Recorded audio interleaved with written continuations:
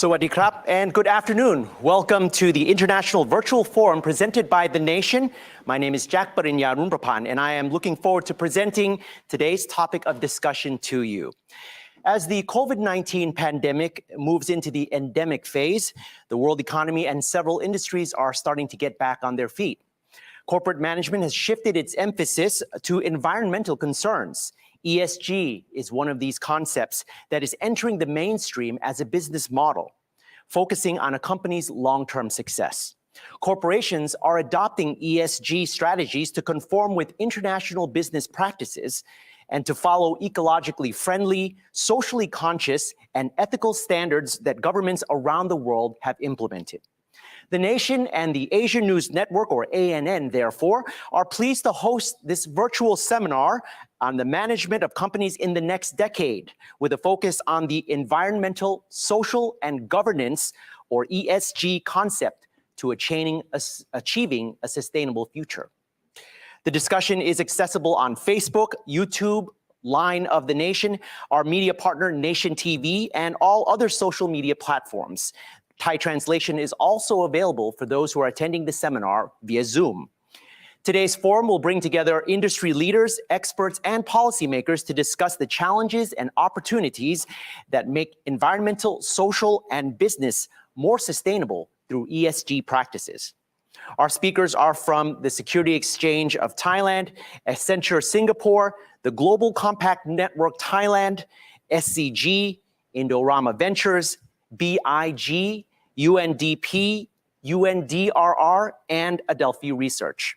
We are honored to have all of these distinguished speakers present at this virtual event. And today our special keynote speaker is Chadchart, Sittipunt, the Bangkok governor.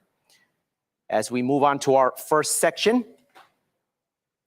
with our special guest, Mr. Chadchart Sittipunt.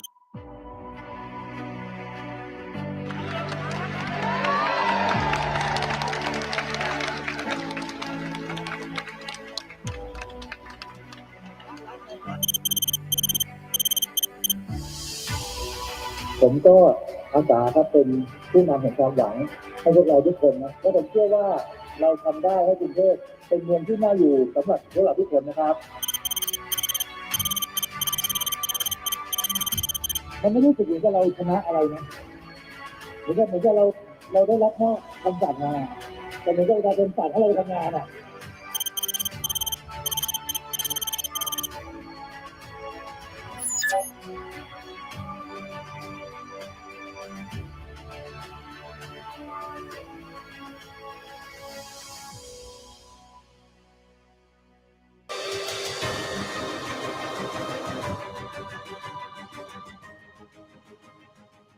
สวัสดีครับคุณชาชาติ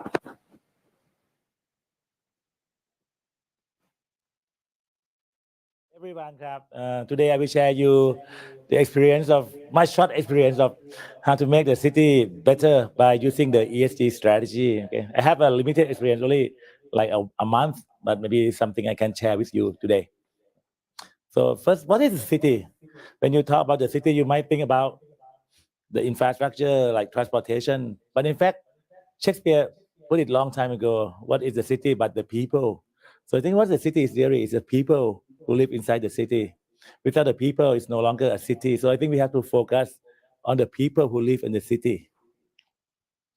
And also, I think Alan Berthold mentioned also that cities is in fact the labor markets. We are gathering in the city.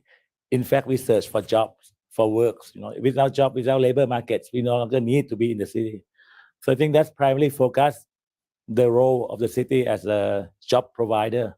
So I think it's mainly the people-centric focus. So I think any strategy that you want to improve city, you have to focus on people. And I think the ESG would be the key strategy that can be improved the life of people in the city. And I think in the future, you cannot escape urbanization. It's still a mega trend, and it will be continue. People will move in the city because the agricultural sector will shrink, use less people, use more technology. So we see more people coming to the city. So I think the solution for the city will be very important for the coming future for every country. And I think in the future, what are we competing for, right? I mean, we are competing for the talents. We need good, smart people who will create good job, and then to bring smart talent people in. So I think every city, or even Bangkok, we need strong magnetic pull to draw talents to the city and make better job, make great contribution to the city. So I think, the talents, they have choice. They can go anywhere they want, right? So you need to develop city with a good ESG, and there'll be a key attraction for talents to come to the city. What are the challenges of the city? This one is from example of Bangkok. During the last 2 years, travel a lot in Bangkok. So I think there are 5 key challenges. I think city is densely populated. That's why we're gathering in the city. The densely populated is a key.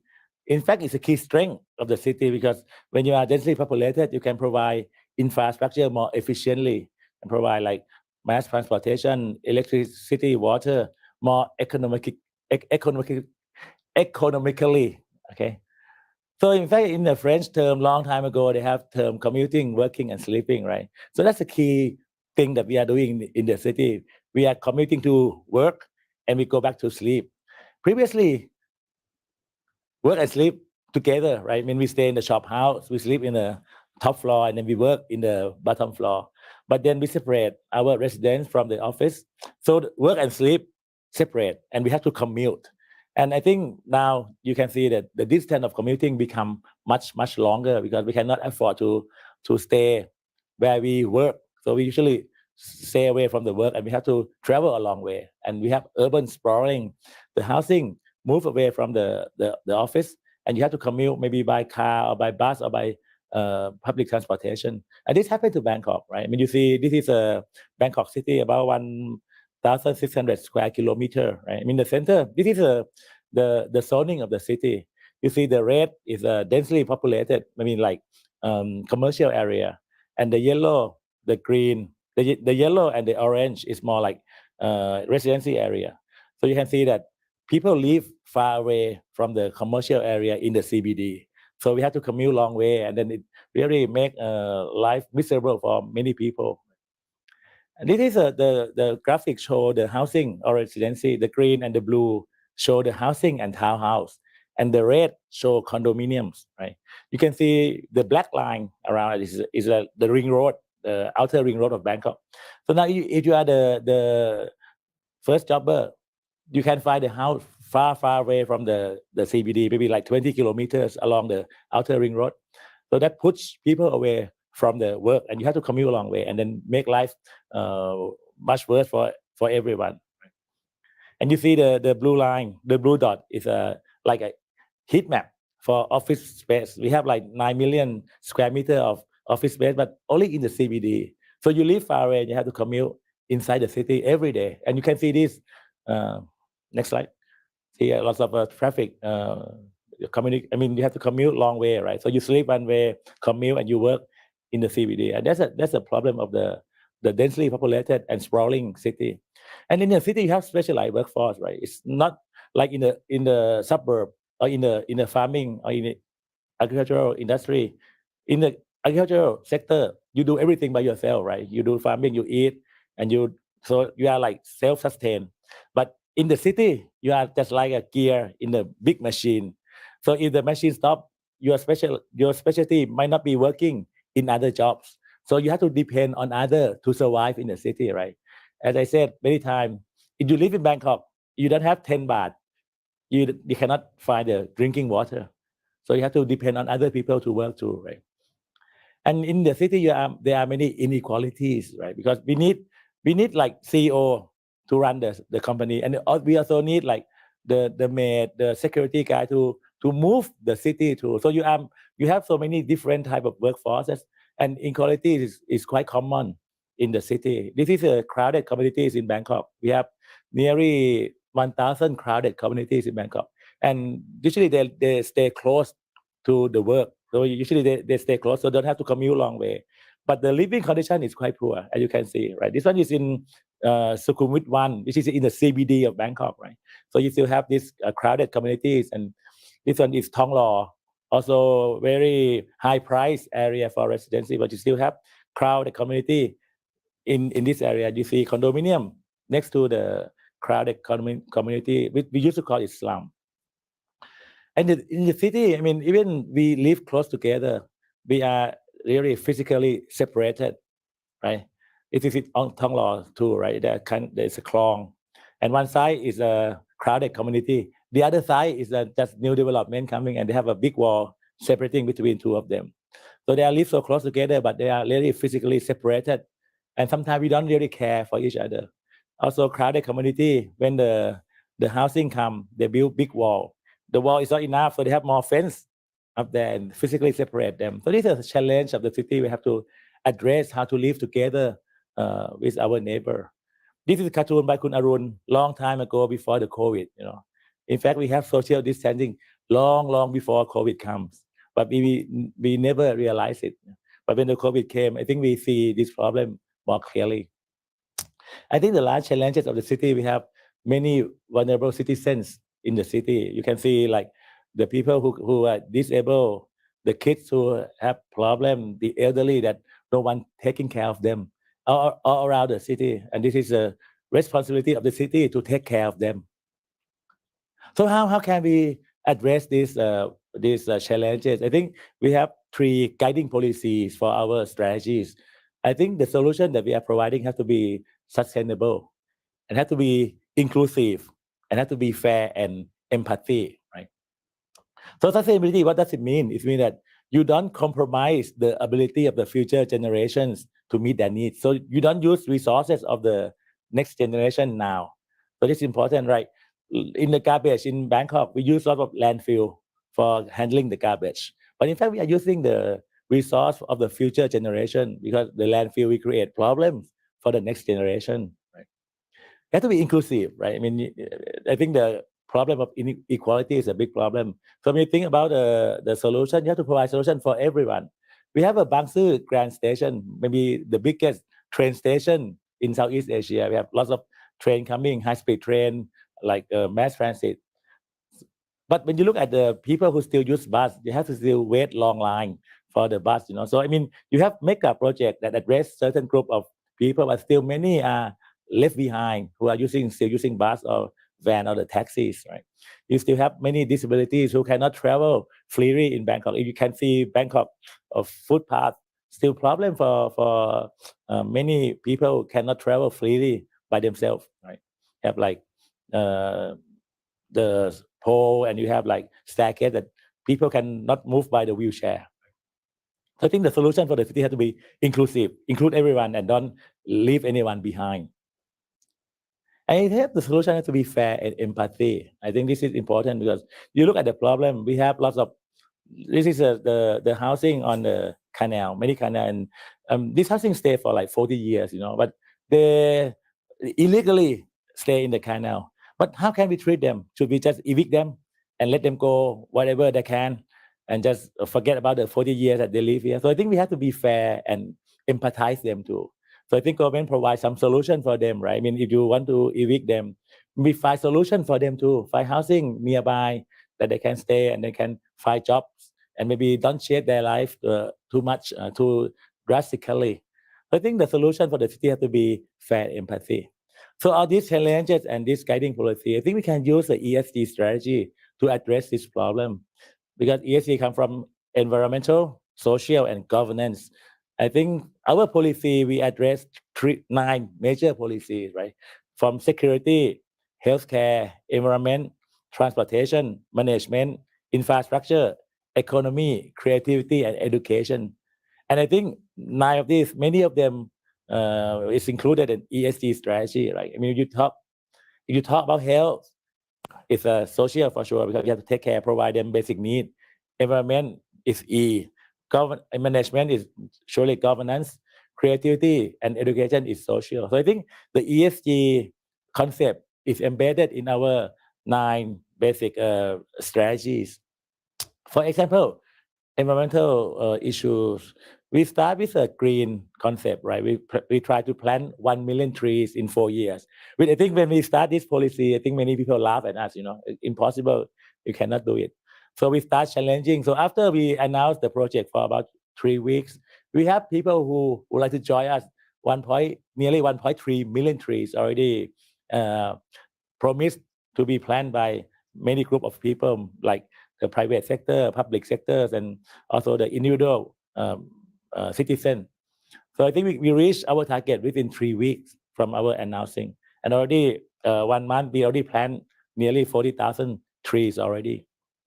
I think air pollution will be the key thing too. I mean, we must have the right for the clean air, and then I think it's a basic right for all people. So I think BMA has to guarantee it.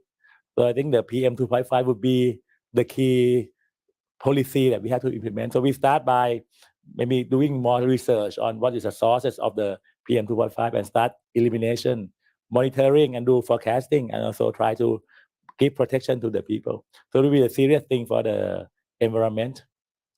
The next thing will be the BMA net zero. So this maybe is like a very challenging target, but I think we have to start talking about BMA net zero, because otherwise the solution will not be sustainable. First, we have to create the baseline. So what are the greenhouse gas emission for BMA itself?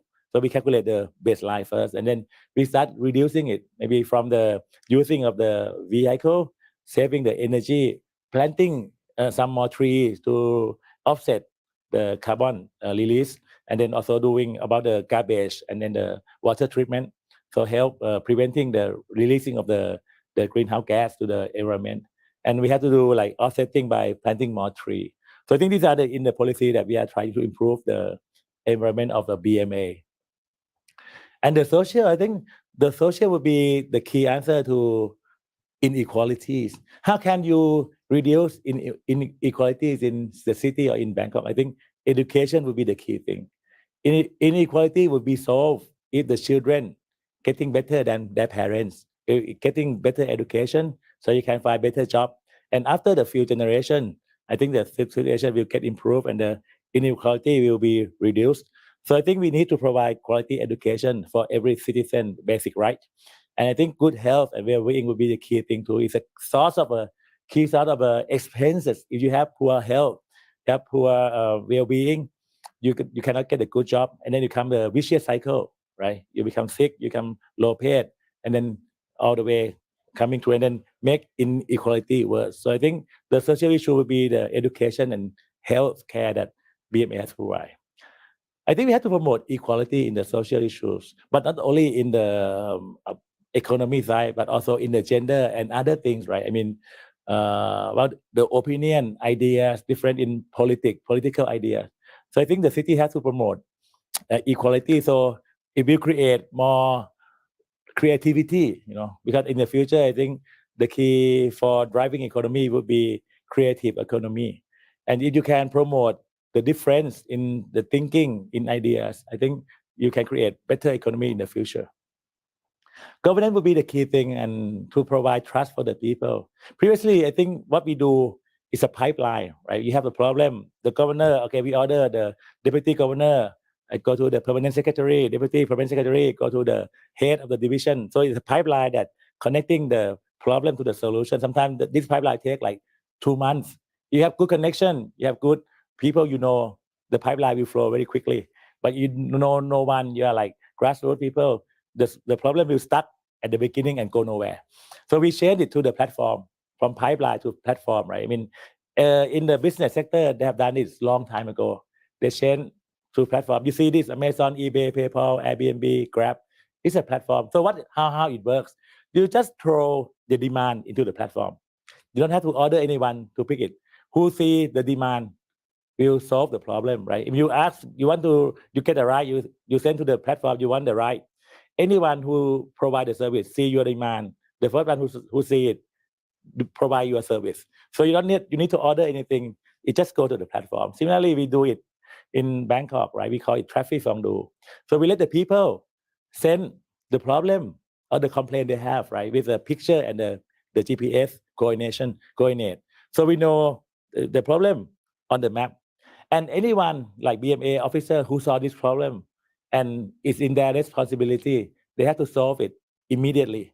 You don't need to wait for the order from the governor to solve it. So when we have the platform, it's like you have the problem and we can solve it. So no command from the governor to the officers.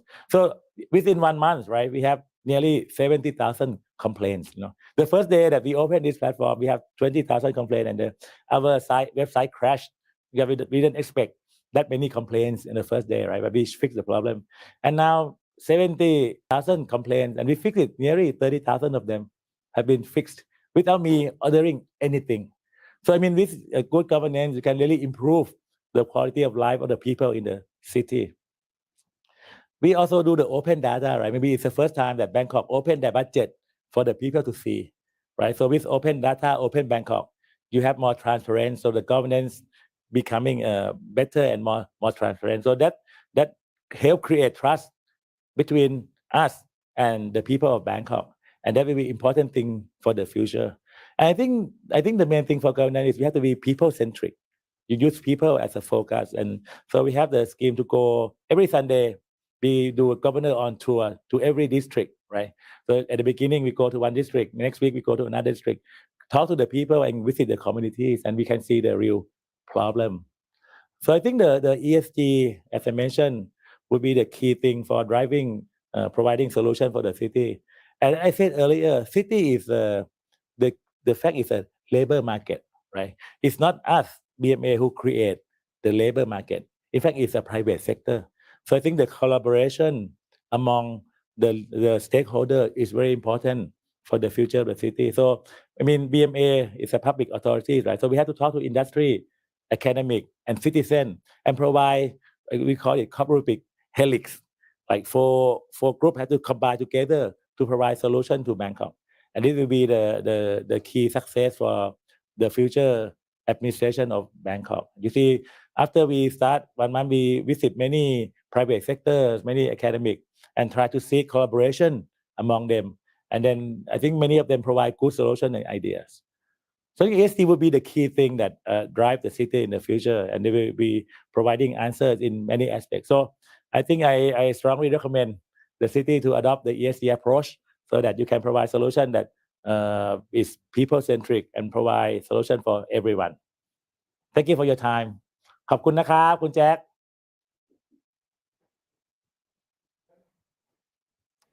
Thank you so much, Kun Chadchart, Bangkok Governor, for participating in the nation's forum and giving such an informative and enlightening speech. It's clear that ESG concepts are already being incorporated in the governor's declared 214 policies within 9 strategies. The challenges of Bangkok, from traffic to inequality to pollution, were addressed in his speech, and then also what is being done now, such as planting more trees, 1 million new trees, as well as implementing a complaint channel online, as well as future aspirations for improving the quality of life in Bangkok. It's time for us to move on to our next session, where we'll get to hear from even more experts on the topic, SDGs and ESGs, matters for sustainable businesses, with our honored speakers, Dr. Soraphol Tulayasathien, Head of Corporate Strategy Division for the Stock Exchange of Thailand, or SET, Mr. Jiakai Go, or Kun Justin, Strategy Director at Accenture, Singapore.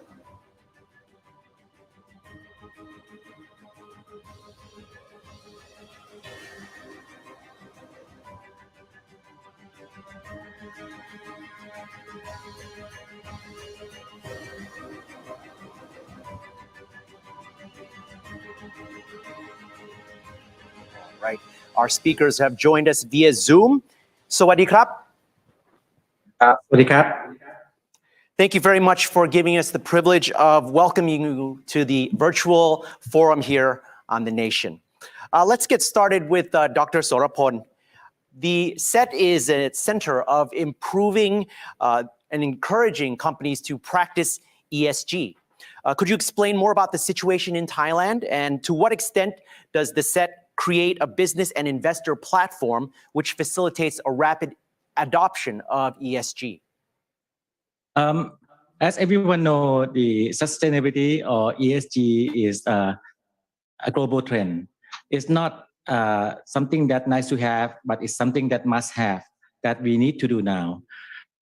As for Thai company, you can notice that many of the Thai companies have done very well. We have 24 companies that are included in Dow Jones Sustainability Index. We have almost 40 companies that are included in the MSCI Emerging Index. However, we have 760 companies in our stock exchange. So we want the ESG practice to be adopted by medium-sized as well as smaller companies. So the challenge for Thailand is how to include more companies and to increase the investor awareness. We want companies to adopt more ESG practice in a meaningful way, but not too much burden for them. So we have done many of the guides to encourage companies to look at best practice. We have done investor promotions. We have done data platform to bridge what company does to what investor will notice and will decide to invest. So in some, the stock exchange as a platform for capital market, we want to encourage sustainability in practice in a way that is meaningful but not too much burden. Okay, thank you, Dr. Soraphol. Kun Justin would like to know, how is Accenture advising major corporations on ESG trends, and also how they connect to the UN's Sustainable Development Goals? Sure. I think the most important conversation here is basically helping businesses, right, to actually understand that, driving sustainability as well as being, sustainable, right, it's basically value creating, right? I think there's a lot of conversations around, the notion of shared value creation that's basically anchored in purpose. So on one hand, business is basically trying to then basically be good, right? Being a business that's basically responsible, right, for the society and whatnot. On the other hand, there's basically a conversation, right? That's basically, it's something that's basically driving business value for business value creation, right? Be it revenue growth, be it cost reduction, be it improving its brand intangibles, brand images and whatnot, as well as driving a risk management. So I think all this becomes a very important mindset shift, because I think in the past, business thought of sustainability as more of a philanthropy as well as a CSR conversation. But if you really take one step back and look into the future, I think there's actually a lot more opportunities there that were basically that's up for grab. Businesses can really drive profit, right, and being purposeful at the same time, contributing back to the society. I think that's where we're basically seeing what sustainability is basically looking like in the future, and I think that's basically where the opportunity of the future lies. Okay, very interesting. And going back to Dr. Soraphol, you did mention about how to promote businesses to adopt ESG strategies for the benefit of investors as well. Now, when we're talking about environmental, social, and governmental factors, are there anything specific that investors are emphasizing in making choices of where to put their capital? Let me speak on the perspective of company first, and then I go to the investors. The sustainability is quite a wide-ranging issues. There are from environment to social and to governance. So there are many issues. So for companies to choose what to do among many hundreds of issues, they need to pick the one that matter to them. For company like banks versus company like the oil company, different issue will depend on what type of business you are in. So this is one thing. From the investor perspective, in the past, we have noticed that as investors become more and more interested in investing in ESG, we are now seeing more and more investors interested in companies that do specific issue of the ESG. For example, nowadays people are more interested in climate crisis. So sometimes they look for companies that not only do the general, not all around good, but in the specific sense that they invest in those things. Or sometimes they look for a company that do some equality or something to improve the employment situations or supply chain management. So you start seeing investors interested in not only the general, but also specific issue. So very interesting movement at the moment. Kun Justin, it sounds like you're in agreement with what he's saying. And I want to ask you about, you mentioned about charities and CSRs as being things that companies had done in the past. What kind of genuine ESR strategies are companies able to implement that go along with ESG that are able to address specific matters? Understand. So maybe let me put this into 2 points, right? I think the first point is basically to actually address what Soraphol said actually about investors. I mean, Accenture actually ran a CEO survey, right, with United Nations Global Compact over the last 10 years. In the past, we actually see investors, right, basically ranked number 8 or number 9 in terms of, flexing their muscles in terms of driving ESG changes. But if I basically just look at the recent one, I mean, investors basically shot up to number 3, right? Because I mean, this is very important because investors really sees the importance of businesses, right, being the force to then drive sustainability transformation in the market. So it's exactly what Soraphol said. There's really opportunities for businesses to actually do that, and it makes sense because for companies that's basically good in ESG, I mean, they generally tend to actually drive greater return, be it for the shareholder as well as operating growth, operating margin growth. And I think, like the slide that you just showed up there, I mean, that's basically proven, right? It's no longer a myth. It's no longer a myth. It's basically something that we can measure. Now, tying to the second question. So I think the question here is basically, how do we basically see, businesses genuinely incorporate CSR or basically tying philanthropy as part of their ESG strategy? I think here, it's good to actually take one step back and basically look at I guess the broader problem, right? So I mean, let's talk about plastic in Thailand, or let's talk about climate change. I think in general, I mean that itself really basically provides an opportunity for businesses to then basically shape, I mean, collective effort, right, to then basically solve this wicked problem together. I mean, just looking at one own strength on itself, I think that's not sufficient to then basically address this problem. And that's the reason why we actually see a bit of example. For instance, startups like Gap, GEPP, working with, I guess, big businesses, right, across Thailand, with the likes of IVR and whatnot, to collectively solve waste problem through a circular economy effort in general. And that's basically something, right, that basically ties all these different ecosystem partners together from a supply side, the demand side, the technology side, to join forces to then basically solve something new and basically drive value creation. And I think that's very important because in the past, we tend to actually look at sustainability in a very siloed manner. But in the future, if you were to actually tap on ecosystem innovation, technology to actually unlock change, I think, putting all these different stakeholders at the core of the business, it's a very important consideration to then basically drive change for a better society, as well as a better P&L at the end of the day. Okay, very nice. Dr. Soraphol, can you tell us a little bit about what are the limitations or challenges that listed companies may be facing and in their attempts to apply the set's ESG strategies or principles to their operations?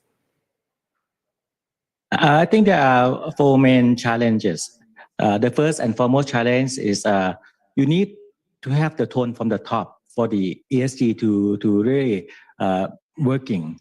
So directors, the board of directors, as well as the top management need to endorse and give blessing that this is the way to go.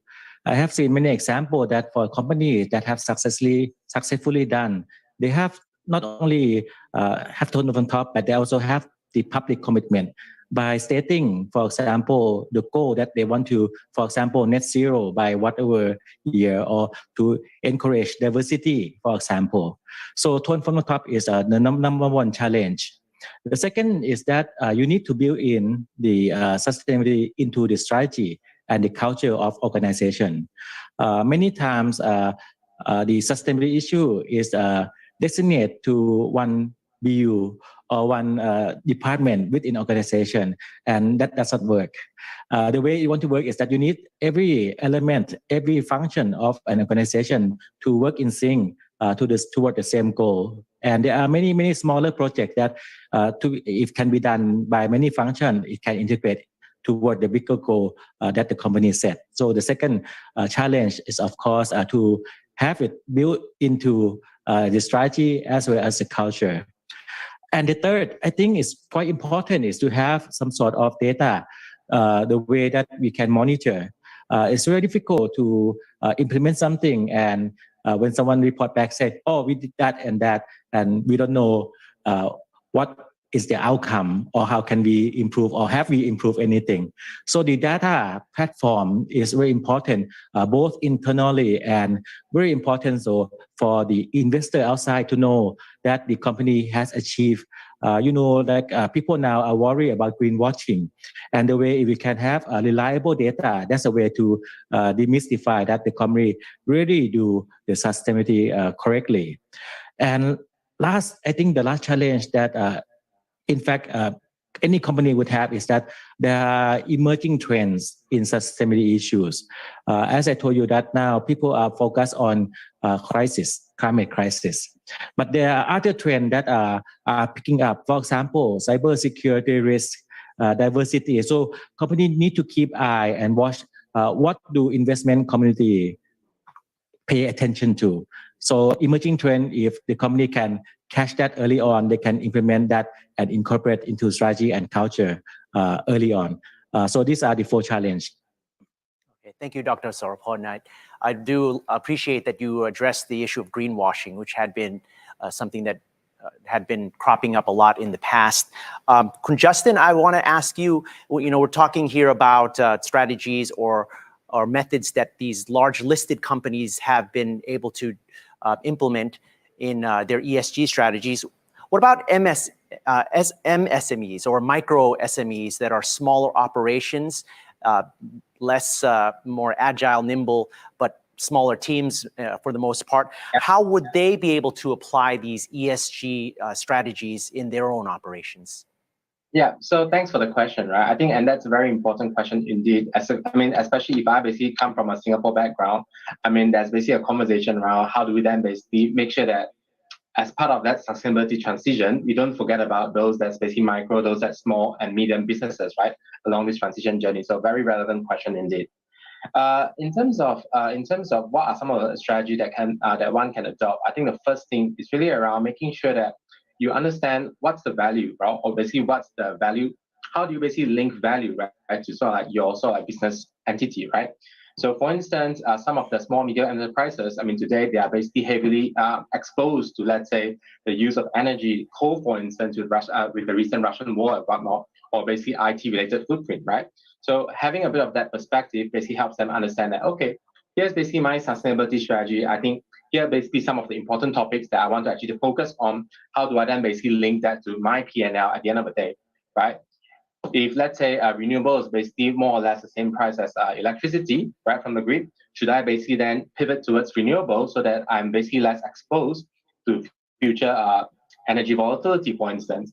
If, let's say, I'm basically in manufacturing, for instance, or agricultural perspective, for instance, is there basically a new market segment, right, that's basically demanding for such, I guess, sustainable product to begin with, and how can I basically then pivot away from there and focus on that? So I think that's basically in terms of linking sustainability to the value component of things. I think that's part one. Part two, I think it's basically around how do you then basically work with partners, right, to then basically bring all this together. For small, medium enterprises, of course, capability-wise, there's basically a lot of limitations, be it limitation in terms of access to technology or access to fund, right? I think what's very important here is to then start thinking about how do you then basically work with partners or, let's say your supply chain together to then basically jointly drive, let's say, innovation and partnership. So, to drive partnership innovation, because I think that's quite key in terms of addressing this. So, for instance, if you're basically a farmer, how do you then basically reach out to, let's say, your downstream purchaser or basically, let's say, infrastructure supplier to then basically create a innovation partnership, right? To then basically help you tap onto all this technology and basically scale up to then drive change. I think the third one is actually most important considerations here. It's basically about financing, right? With all this climate financing being poured into Southeast Asia, especially, I think it's very important for us to then basically think about how can we basically help small, medium business, SMEs to then basically tap on all this green financing, climate financing, to then basically help them scale their business, right? And basically tap on the right kind of like trend moving forward. And that's basically something I think the banks, the partners, as well as the small, medium enterprises, businesses, and then basically think of to then basically drive changes. Interesting. So what you're saying is that there's an opportunity for these smaller operations to aggregate either upstream or downstream, or perhaps across their own industries to try to achieve the scale that would make some difference in an ESG factor? Exactly. Okay, great. Thank you very much. Dr. Soraphol, now let's look at on the investment side, whether it's retail or institutional.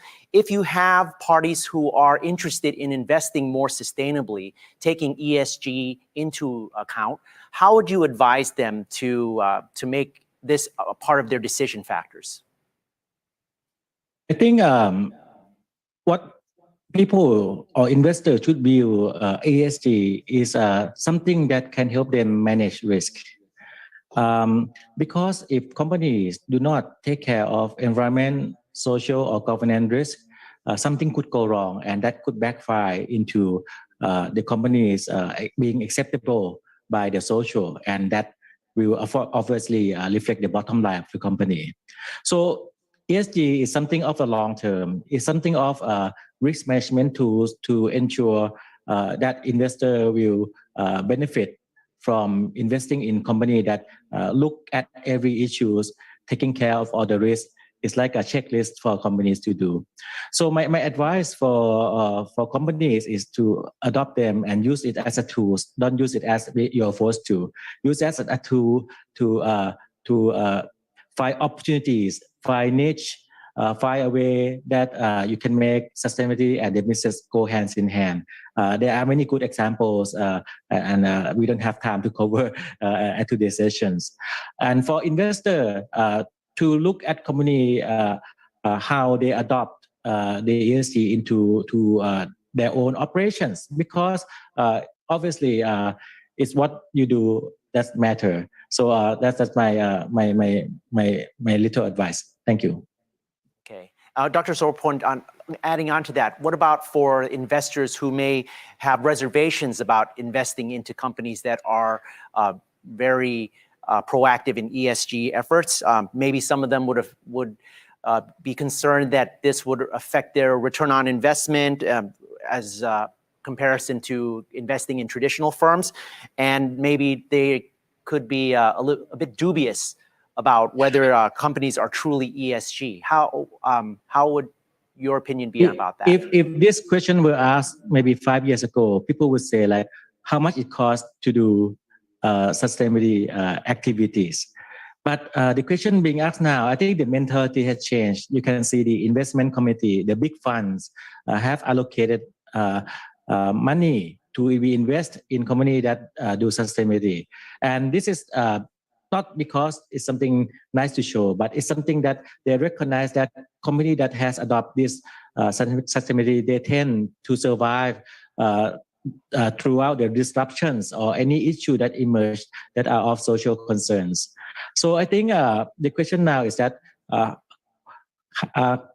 what are the costs of not doing it more than what are the costs of doing it? I think that the question now twists, and I think now the trend is even more so. I think as I told you before that it used to be something nice to do, now it's a must do. But I think in the future, sustainability is something that is desirable to do, because we are seeing examples, countless of companies that when they start to implement environmental friendly, labor friendly, or any ESG, it turn into business. It turned to business because people accept it, consumer wants it, investor wants it. So it's something that can be revenue generating, not just the cost draining.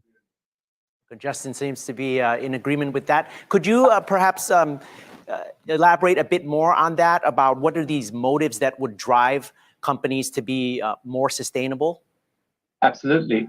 So I think if you basically look at it from a perspective of business lenses, right, I think there's basically four key motivations, right, that's basically driving companies to actually be sustainable. The first one is really around, from a near-term perspective, drive revenue growth. So for each of these, I'll dive into specific examples. So there's basically an element in terms of driving revenue growth. There's basically an element in terms of, basically minimizing their cost. There's an element in terms of improving their branding. And then, of course, there's basically a fourth element in terms of mitigating all these risks, right? So let's talk about revenue growth.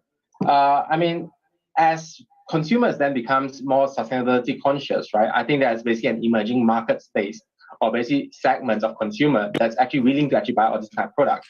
So I think that itself is basically helping, that itself basically presents an opportunity for businesses to actually pivot and capture this new type of emerging areas for revenue growth.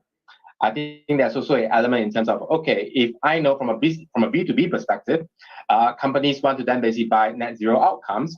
There's basically an opportunity for business to actually drive revenue growth from a perspective of providing net zero related services, right? Basically pivoting from, let's say, dirty coal to a bit of a clean energy. So I think that's from a revenue perspective.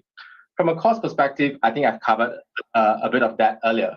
There's basically an element in terms of making sure that we are able to actually tap on sustainability as a means to actually drive down, let's say, energy costs, drive down, how do you then basically all your compliance costs, for instance, right?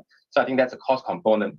And then don't forget about, the whole notion about branding as well as intangibles. I think, my generation, right? The generation Y, we actually put a lot of focuses in terms of, we want to work for a business that's basically sustainable to begin with. This generation actually has a very strong power in terms of basically asking their employers to be a sustainable companies, right? So I think that branding, right, of being a sustainable company actually attracts the right talent to their companies that you work for. So I think that's the third one. And last but not least, let's talk about risk mitigation. So there's definitely an element here, right? We all know that in this region, carbon tax is kind of like in the horizon in some of these markets.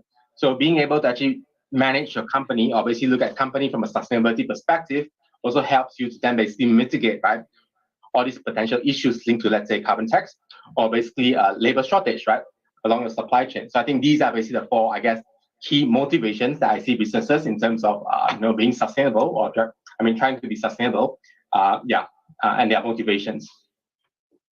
Okay, and it sounds like in this case, peer pressure can be a good thing. Yeah, definitely. All right, Dr. Soraphol, can I ask you about specifically with Thai companies, what kind of challenges they're facing with trying to implement ESG? I think one thing that is remain a challenge is that sometimes the standard that are being measured by international does not apply to local. I think this is not only for Thailand, but for many countries due to legacy issues, due to the legal restrictions, due to the environmental or the practice that difference between countries.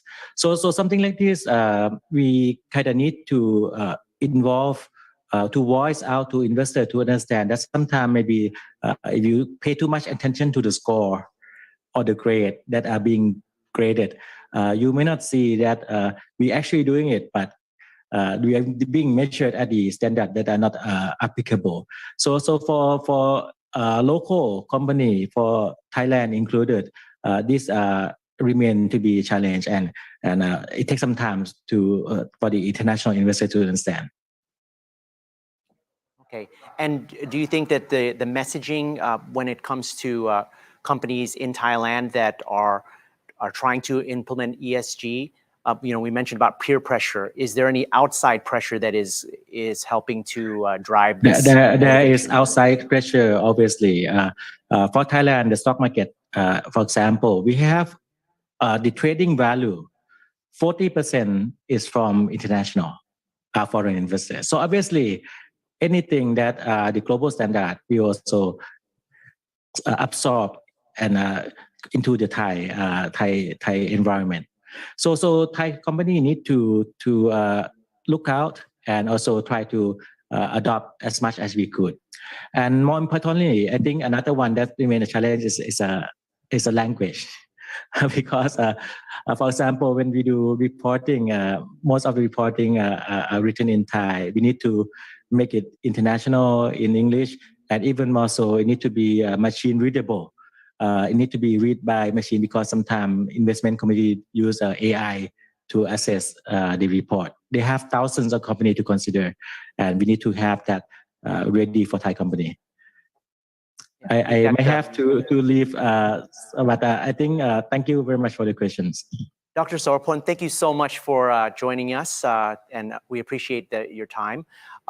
Justin, thank you for also joining. I'd like to continue speaking with you a bit more about from your perspective, especially when it comes to how you and your organization have assisted companies in incorporating ESG strategies into their businesses and some of the challenges that you found that they faced?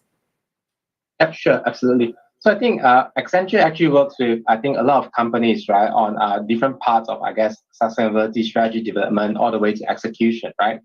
So, I mean, there's basically an element in terms of, okay, what's basically the strategy, what's basically the vision, how do you then basically see value, right, being interlinked, right, with the business value creation's purposes, right? So what's the right purpose for the company that's anchored on sustainability? How do you then basically drive value creation? And what's that future business model looks like? So I think that's one part of the thing that we're basically looking at.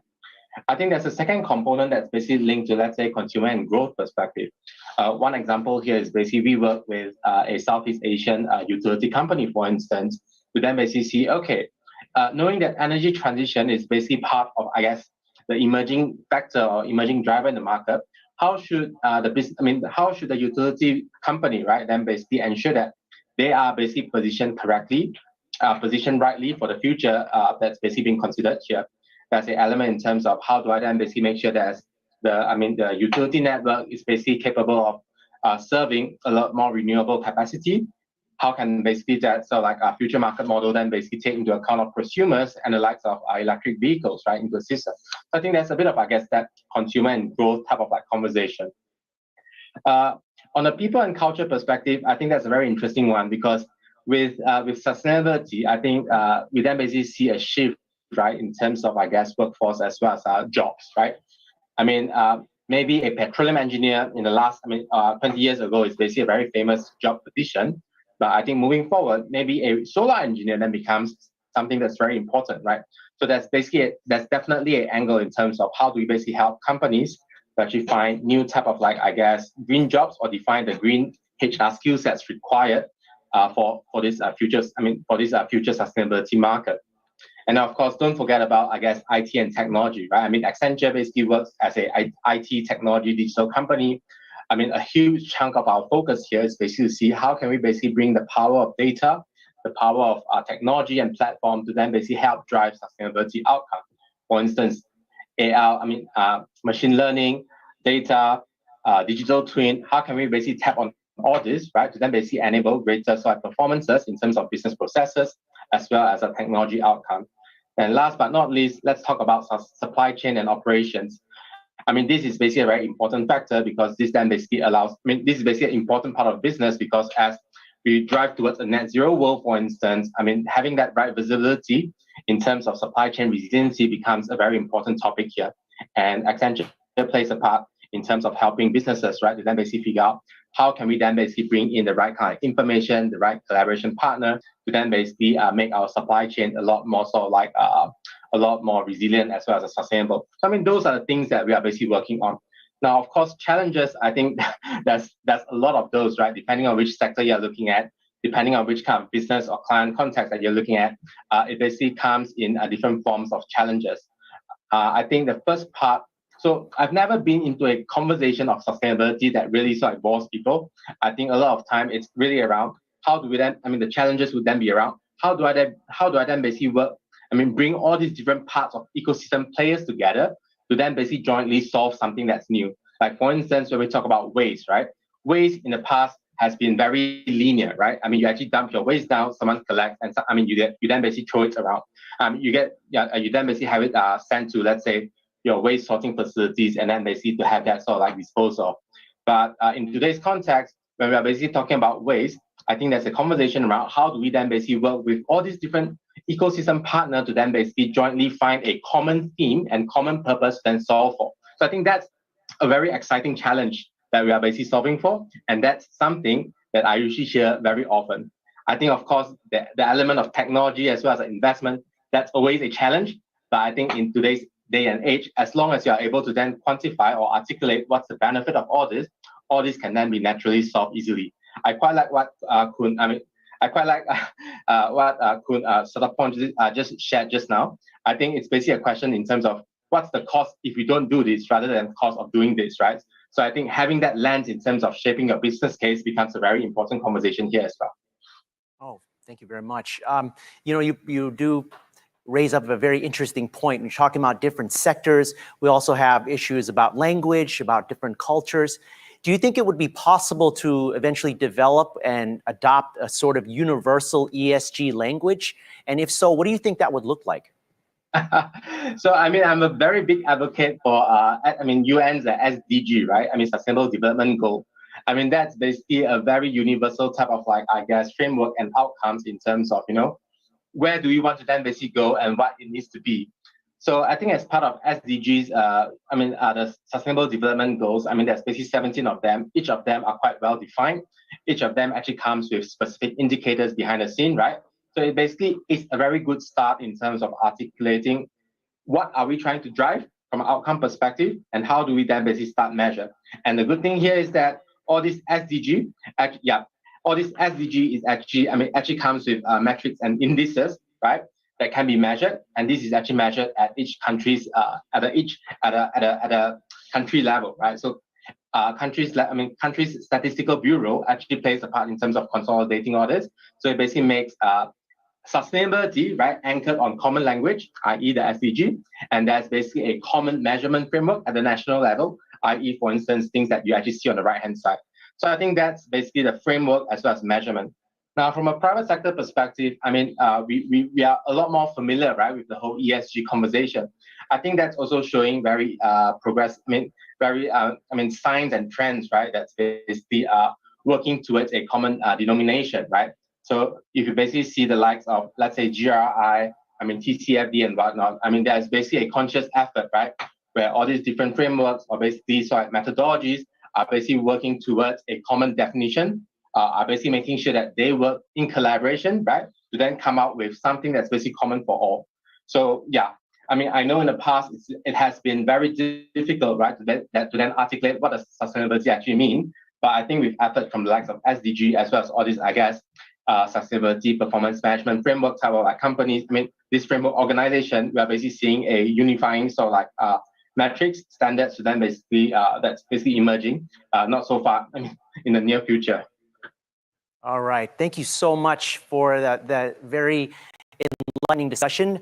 Kun Justin Jiakaiko from the Strategy Director from Accenture Singapore. Also, we were joined by Dr. Soraphol Tulayasathien, Head of Corporate Strategy Division for the Stock Exchange of Thailand. Thank you very much for your time and your very valuable insight. Sawadee ka. Thank you. Sawadee ka.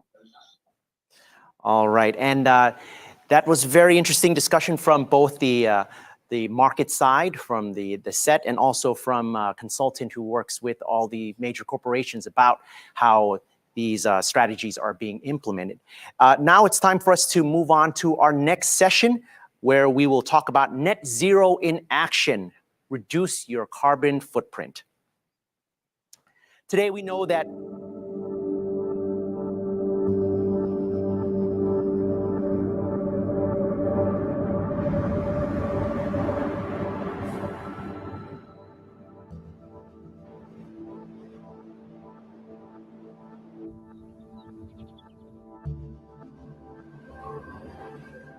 as a human family, we've had an enormous wake-up call to how connected we are with a tiny little virus that comes along and shuts us down. We're facing the challenges of an ecosystem that is stressed. Things are not moving as fast as they should. Things are improving, but not as fast as they should.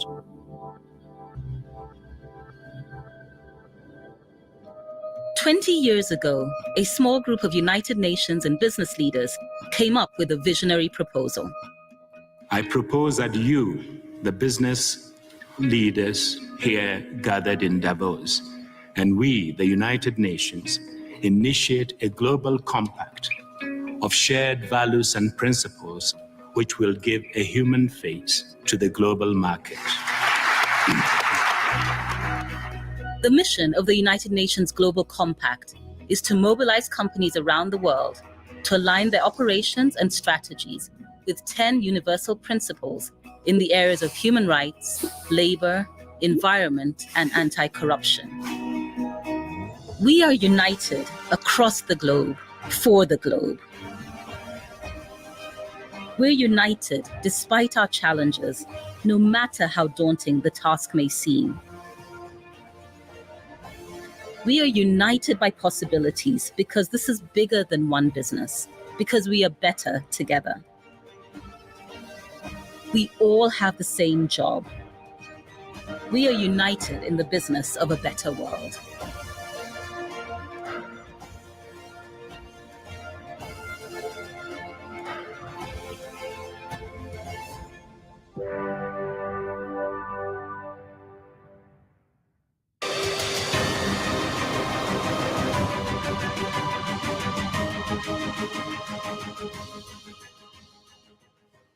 Net zero, which was briefly referred to by Bangkok Governor Chadchart Sittipunt, refers to a concept that global leaders are adopting in their environmental policies to minimize carbon dioxide emissions. With increased awareness of environmental threats, investors and consumers are paying considerable attention to ecologically friendly goods and services. Thailand is likewise transitioning to a low carbon society with the goal of reducing our carbon emissions by 20 to 25% by the year 2030. Following that, Kun Thanyaporn Krichtitayawuth, Executive Director of the Global Compact Network Thailand, will give us a fresh perspective on sustainability and practical ways that the Global Compact Network Thailand has been striving to reach net zero. And in this session, net zero, reduce your carbon footprint. Sawadee krap. So with our speaker, Kun Thanyaporn, we appreciate you joining us for this opportunity to share with the Nation Forum about net zero. Could you first off introduce us to what is the Global Compact Network Thailand and its mission? Thank you. Yeah, thanks so much for inviting us, the UN Global Compact today. And the Global Compact Network Thailand is association in Thailand who are working together to drive with the private sectors on the sustainable development goals. We also adopt the components of the 10 principles of the United Nations Global Compact, focusing on the human rights, standard of the labors, environment, and anti-corruption. Very interesting. Now I will turn the session over to you, Kun Thanyaporn, so that you may deliver a special talk to us about net zero in action, reducing your carbon footprint. Thank you. And everyone, you may already have been heard a lot about the carbon neutral, the net zero. Today, we will talk together about what are the importance, what are the key priorities that we like to go. For the first of all, I would like to show you about important thing on the climate action is now that we need to move on. For example, we have a lot of good policies. Nowadays, that policy already have a different stakeholders to be involved. There are a lot of drivers from the NGOs and also civil society that make the impact for the communities. And that increasing a lot of roles for the private sector to be part of them beside the governments.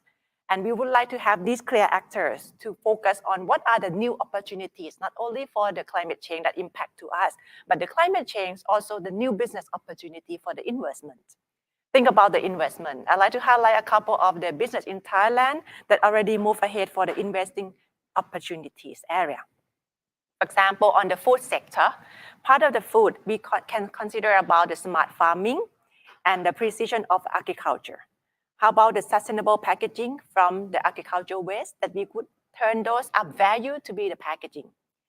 And also the new innovation of the food business. Nowadays, we also have a plant-based food that we can use that for instead of the meat that also reduce a lot of methane emissions. How about the renewable energy? Thailand have a lot of good business adopt on the power, electrify of the power energy. We consider a lot on solar power, but however, the technology nowadays, we need to be decentralize the electricity generation like the power PV. And also, of course, with the agriculture in Thailand, the biofuel energy is now a new trend that we like to drive.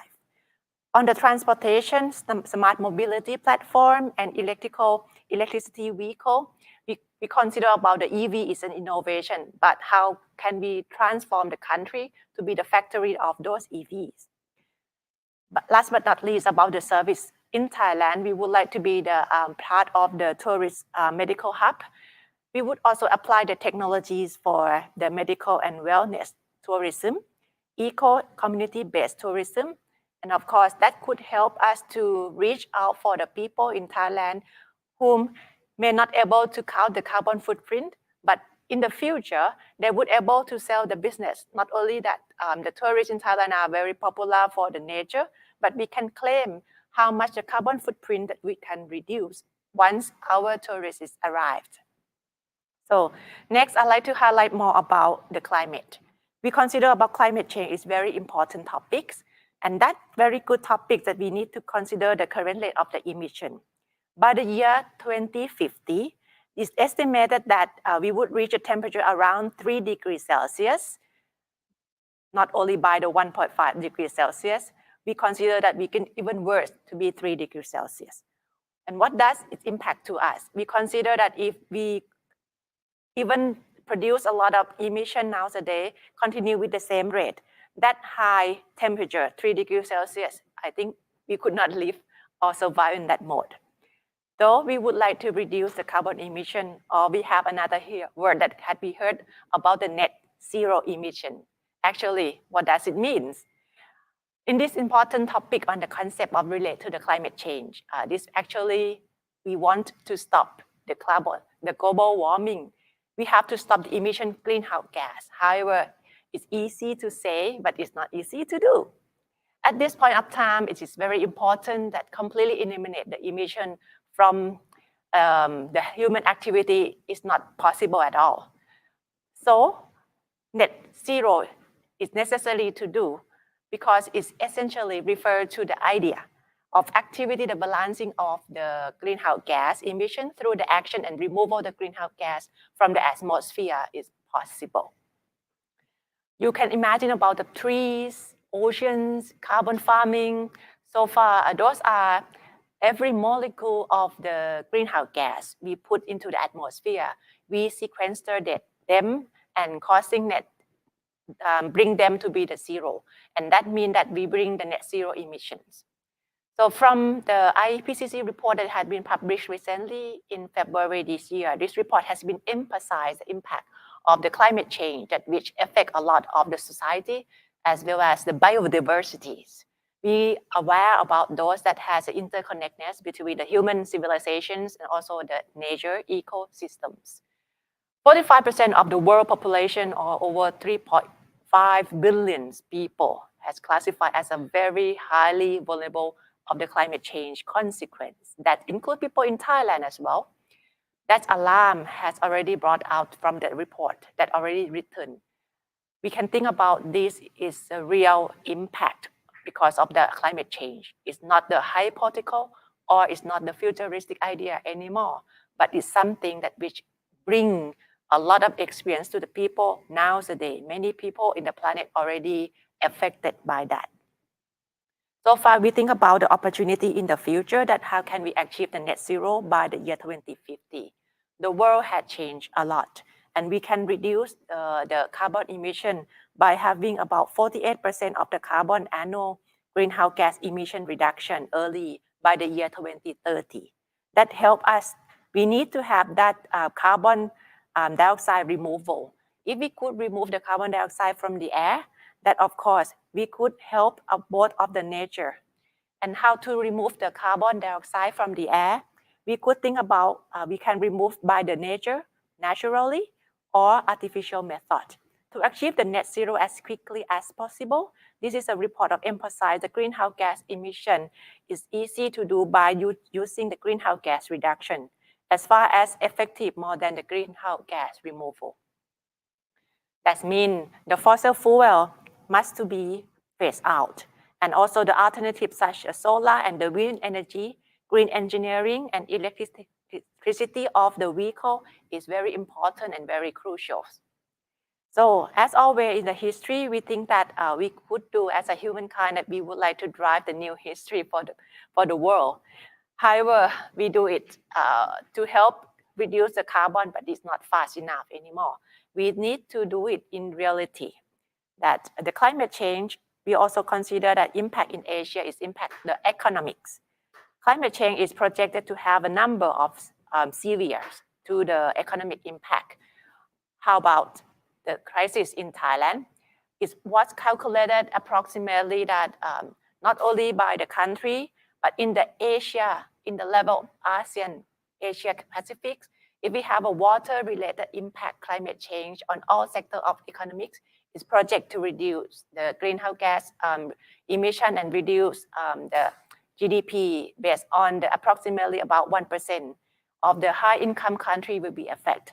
And up to 3% of the low to medium income countries in Asia is going to be impacted as well by the year 2050, unless there are adaptation or mitigation.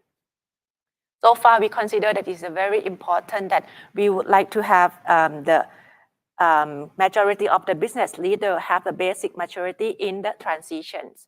So we think about this net zero business model that we had studied from the CEO over 100 companies, 100 countries around the world with the Accenture that Justin has mentioned before.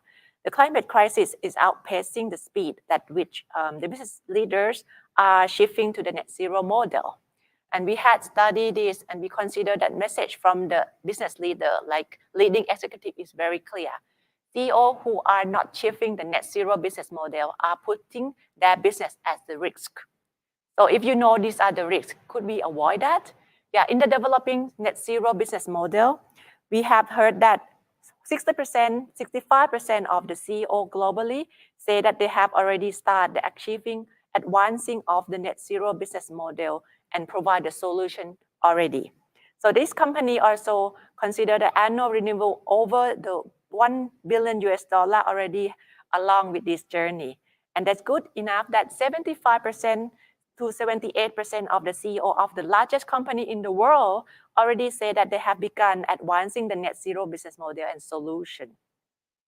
So those who pollute the most must be held accountable for their action, and also those projected poorest, we also consider that is being hit hardly. They have to avoid based on the adaptation. It's very important to take all the message as a motivation rather than the bad news. We have to take this account into the moderation of the action. And we have to consider that if we wait more, it's more irreversible change that happen and going to be near future that we may impact all of us. So with the mitigation measure that carry the risks related to the land and water scarcity, we consider that impact many of those mitigation options by themselves. But maybe it's from the land and water perspective. In Thailand, it can also make some of the impact even worse. You can imagine how does it mean for the even worse in Thailand. Some of the very common mitigation measures like reforestation or bioenergies, for example, can take away the land mean from the agriculture. And that's also quite important issue that we had very scarcity of the water already. And we also already facing with the food insecurity issues already. So that means mitigation is necessary to do the adaptation to take place in the same time. And we need to have a government to be careful about implement some of the projects that may be impact to the people. Now, taking about the Thailand that must have some of the target to reach the net zero by the time that we're still alive, like the year 2065, there are a lot of hope for us. Now, if we like to replace about the net zero for the third quarter by the century, this place, renewable energy is dramatically declined. The price is declined, the cost is declined. There's a good news that solar energy and the lithium battery is dropped by 85%. And the wind energy is also reduced 55% already. Now you can see that them are implementing more and more and day by day already. So the major barriers that we would like to move on is technology transfer and development. If we like to take this into the action, we need to remove the barrier by the governments. If they can transfer the technology and also part of the mindset that the government would support to make this further progress faster. And last but not least, if we like to invest further on the finance, we consider about the technology that bring the financials. Coming up with the investing on finance, how can we close the gap? Many of companies also consider that they like to get more money. So like SME in country, in Thailand, they also consider to have a budget to drive and transform their energy into the business. Many of the developing countries and Thailand also have a lot of impact based on the high cost of capital. So the government need to put a place a next step of the instrumental or bring down the cost of capital and make the project more investable. And we hope that is the investment of the country in Thailand will bring up the opportunity for the good business in Thailand as well. So far, if you like to consider more about the opportunities, the climate change is also responsible and adopt in the indication of the Sustainable Development Goals. We would like to accelerate the process that should be equitable together. And now it's a signal to the government, international communities, and the communities that they can consider the key aspect that we need to properly address the need of developing countries like Thailand to be the fully participate to the global response on the climate change. So besides this, changing the behaviors of the people in Thailand also very important. How can we set the right mindset for people on consumption that would feedback to the companies that they can help our people in local Thai people to drive the new business. For example, if we like to change the material that had been used, how could we use as waste symbiosis to use the second hand of the material from the manufacturing to be a new source of material that we could produce using the new fresh material from the world. So this mindset can help by using the policy, subsidize the business, even we help the company to get the export product even more. So now I will closing about, this is a Thai government that we need to remove the barrier based on the technology transfer, finance, and also bring up the new behavior for the Thai people. Thank you very much, Kun Thanyaporn. I'm interested to hear a bit more about, you mentioned about changing behavior, so social behavior. Are there any key demographic groups that you see as being priorities to try to reach to help our society change to become more environmentally friendly? Yeah, for all genders, of course, and all generations. If you like to focus a little bit, is next generation, like people around the age, like 25 up to 40, 45, those are the working group. If they consume a lot, they will use a lot. But if they would like to lead the change, they are the champion to make the change for us. For example, we talk about the BCG, bio-circular green economy. How about them that they take an advantage to bring up the new innovation, R&D, to consume less materials and also produce a new product. However, we think about that kind of the opportunity in the business as well, that they could reduce the carbon to be neutral. Those generation also will be witness in the next 20, 25 years. You think about the year 2050. We hope those generation will be a key driver and be the witness for us. Okay, thank you very much, Kun Thanyaporn Krichtitayawuth, the Executive Director of the Global Compact Network. We very much appreciate your time and sharing with us about this very important topic. Thank you so much as well. Hope that everyone enjoy and understand about the concept, and we would like to drive the change together. Well, we look forward to speaking with you about this more in the future. Thank you. Thank you. All right, now we're going to take a break, and when we return, we will discuss with the leading companies in Thailand about their pursuit of a more sustainable and equitable future.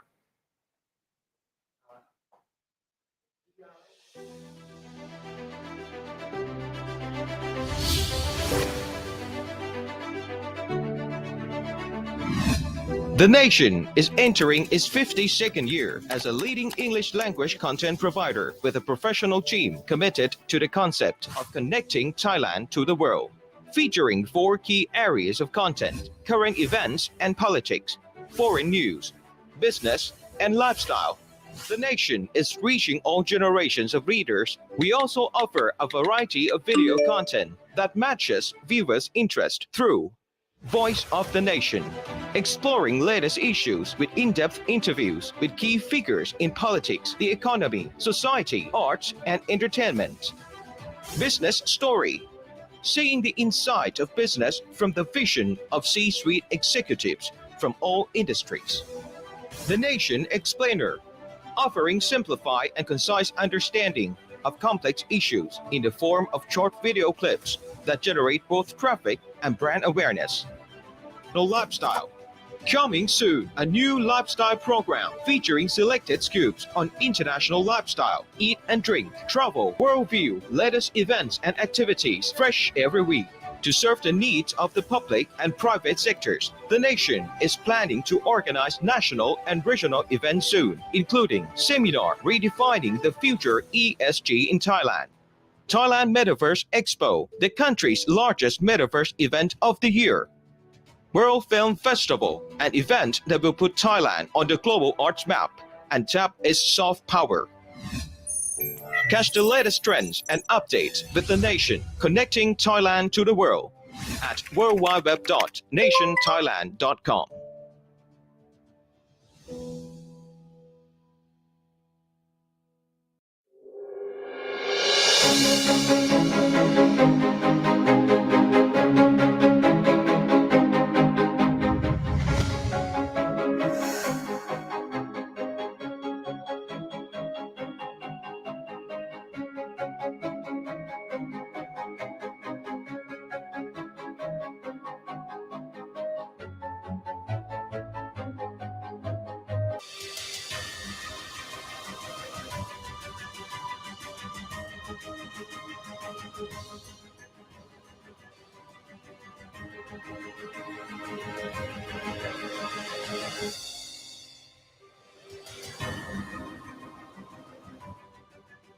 And we are back with our virtual seminar, Redefining the Future of ESG in Thailand. And in this session, we have been joined by executives from CPAC SCG, BIG, and Indorama Ventures, who will share their thoughts on the topic, new approaches for the greener future, innovative technologies and strategies.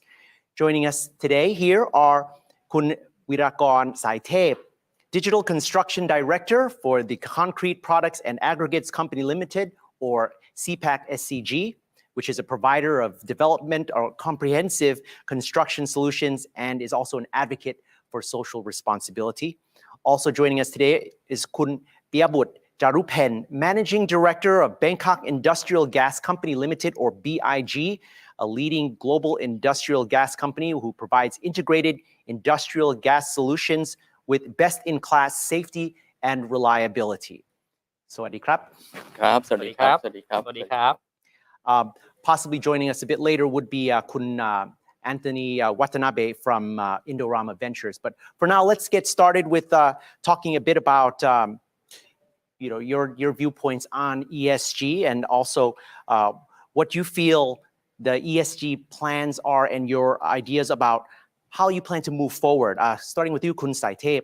According to your ESG 4+ plan, how does your company reduce the carbon footprint of cement production, which we know is quite significant, and what are your plans for moving forward? Thank you very much for the question. First of all, I'm very honored to be here and share about SDG roadmap. That you might know that SDG adopt ESG to be part of our business ongoing, and also announced our low carbon roadmap that we're going to be the net zero by 2050.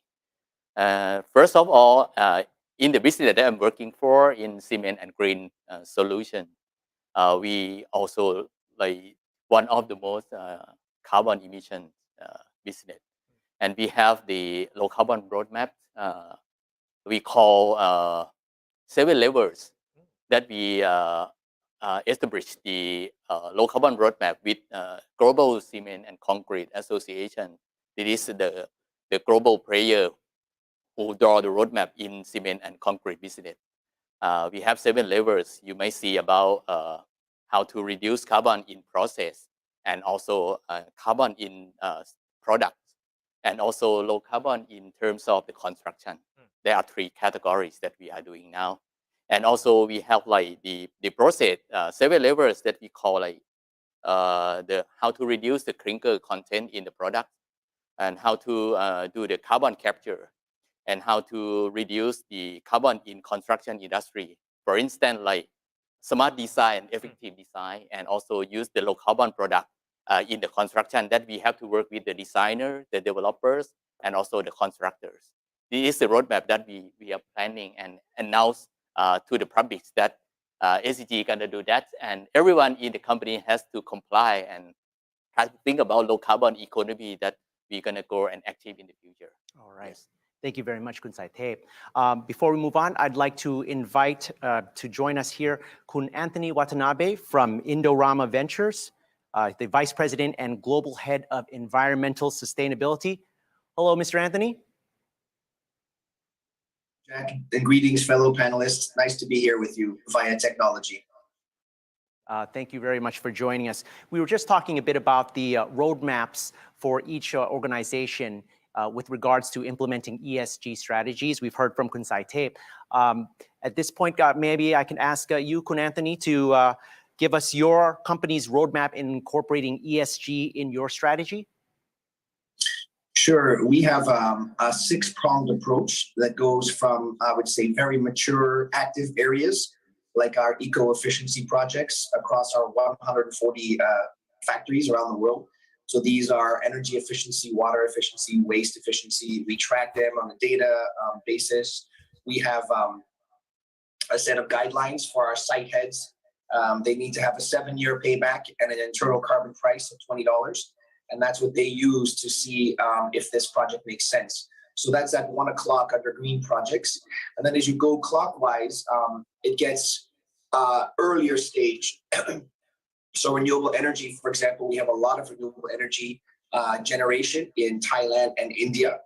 And we're looking at large scale procurement in the EU through what's called a virtual power purchase agreement, and in the US. At 6 o'clock, our mechanical recycling, we're very well known for that. I'll talk a bit more about that, but we have a very significant global footprint of recycling PET, and that's a stalwart of Indorama. Advanced recycling is newer. It's actually like chemical recycling, taking the polymers and breaking them down into their monomer constituent parts and starting the process again. So that's a very new kind of technology. And so on towards the carbon capture and storage, our coal phase out. So from 1 o'clock to 12 o'clock, it's mature, and then it gets more early stage, I would say.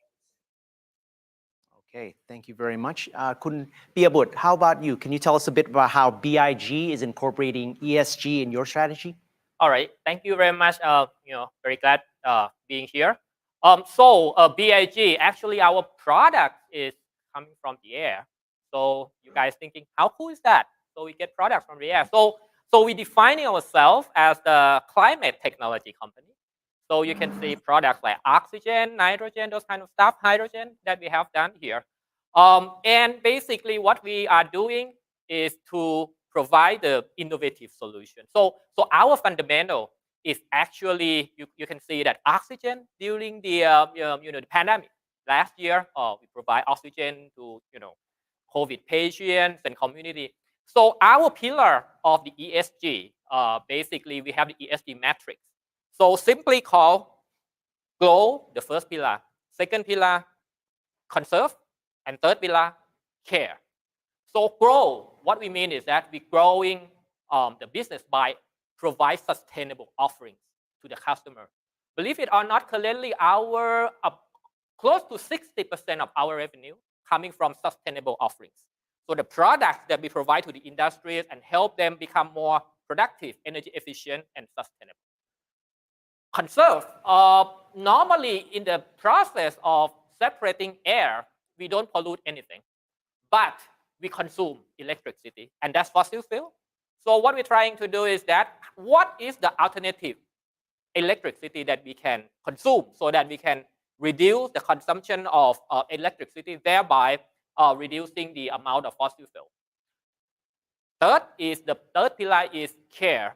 So not only safety that we provided to our organization and we hold it as a top priority. Diversity and inclusion that we have done in our company, and also community. As last year we provide the oxygen support to Klong Toi community, actually together with the Bangkok governor last year when he was not elected yet. So we have done all this and become our pillar for providing the business strategy. So that would be some snapshot of what we have been doing for the ESG in our roadmap. Okay, thank you, Kun Piyaput. Now I'd like to ask all of you how you've noticed the environmental risks have especially those associated with climate change, how are those affecting your businesses and how are you responding to deal with these risk factors? Perhaps I could start with you, Kun Saitep. Thank you. As you may know, we have been working in construction industry for 100 years. And we have been working with many parties or stakeholders in construction value chain. And so far, everyone seems like have more awareness how to be a good citizen to help the world. Yeah. And currently, there are many early adopters who are using digital construction and who are aware about how to build the green building, how to build the green environments, and the well-being space for the clients or the customer. That's why many people work with SDG, whether or not we have the low carbon products or recycling content in the product that can save the resources, natural resources, and can reduce the carbon emission. That's the first one. The second one is about the technology in construction. I might say the first one is digital construction. We adopt digital construction, or we call BIM, Building Information Modeling, to do the virtual design, collaborate with designers and contractors to see the virtual building before we build it. And when we do like this, we can reduce the waste in the construction because we know exactly about how many materials, what kind of materials that you use, and the construction method that we're going to use. This one will be very beneficial for us because we can reduce some sort of reworks or something that you miscommunication among each party. If we can fix that, that's going to be very helpful to reduce the waste. And on top of that, we also search the global practice in construction. For instance, we try to increase the level of off-site construction. That means we try to do everything in the factory, in the assembly plant, and we reduce the number of workers or number of execution at the site. That means you can reduce the waste, you can reduce the dust, or you can reduce the traffic in the construction site. Because if you can do in advance about the construction that you assembly in the factory, and then when you install at the site, you can reduce the time and also reduce the traffic. This is also the construction method and construction techniques that we gonna adopt in the construction industry in the future. Okay, good. And could be able, you mentioned that your resource is the air around us itself. So these environmental impacts from climate change, what kind of risk factors are you dealing with when it comes to your business operations? Well, as I said, so the process from separating air is actually emit no pollution, but again requiring electricity. And as you can see, electricity cost in Thailand right now, how much is that? Maybe $13 cents per kilowatt hour. It is climbing very high, skyrocketing. This is challenging. And you know why the electricity cost is going that skyrocketing? Part of it, I think, main reason of that probably because you know the cost of the environmental that currently we have been suffering from. So we're dealing with this. What we have been doing actually is that how can we avoid or if not minimize our dependence on the fossil fuel electricity. So what we have done is that this is the sustainability in action, I could say. We have done the new air separation plant. It's just up and running in Maptaput since October. Instead of using 100% of electricity from fossil fuel, we reduce the amount of that by 30%. And instead, we consume what we call the coal energy recovery from LNG. Otherwise, that they would have wasted against the. So this is what we have tried to do, and as a result, I think we can create some independency from the business operations. So that's what we have done together with PTT. Okay, very nice. Thank you. Kun Anthony, I'd like to ask you about how do you at Indorama sustain business with innovation and technology for a greener future or a more sustainable and inclusive future? Thank you, Jack. I'm learning a lot from my colleagues. SDG and BIG are doing really interesting things, very attentively.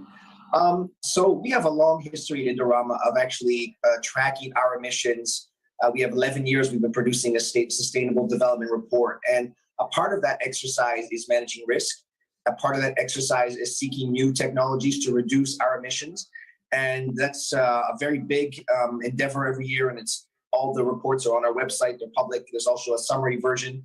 So that just, I share that because that shows that there is an institutionalization around our ESG practices that has been embedded in our organization. And in order to do that at a corporate level, we have to go and collect data from the sites. So everybody's involved all the way down to our different factories around the world.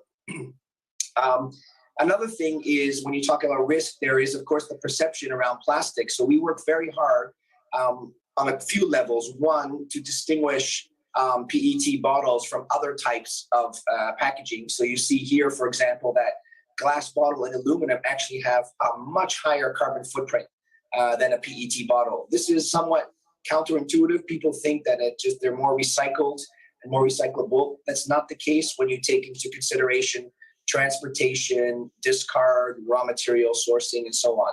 So a virgin PET bottle already is more sustainable than aluminum or glass. And then the next level is PET is not like other plastics, because we talk about plastic pollution. It is an issue, but our product is made to be remade. It is a reusable, recyclable product. And we work very hard to with governments around the world to set up collection infrastructure so we can bring the recycling infrastructure, avoid plastic pollution, and keep those bottles into the economic stream. Okay, thank you, Kun Anthony. I'd like to turn to Kun Saitep, ask you a bit about the challenges you faced about implementing ESG projects during the COVID pandemic, and has this changed now that the economy is starting to recover? Yes, during the pandemic, we're quite tough because, the construction site have a lot of spread of the COVID, and we have the limitation to access the site.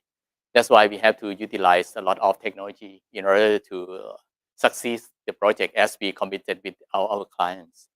As that many things that we have to utilize technology in order to accomplish the project that we committed with the client. That's one thing that we have to figure out how to fix that.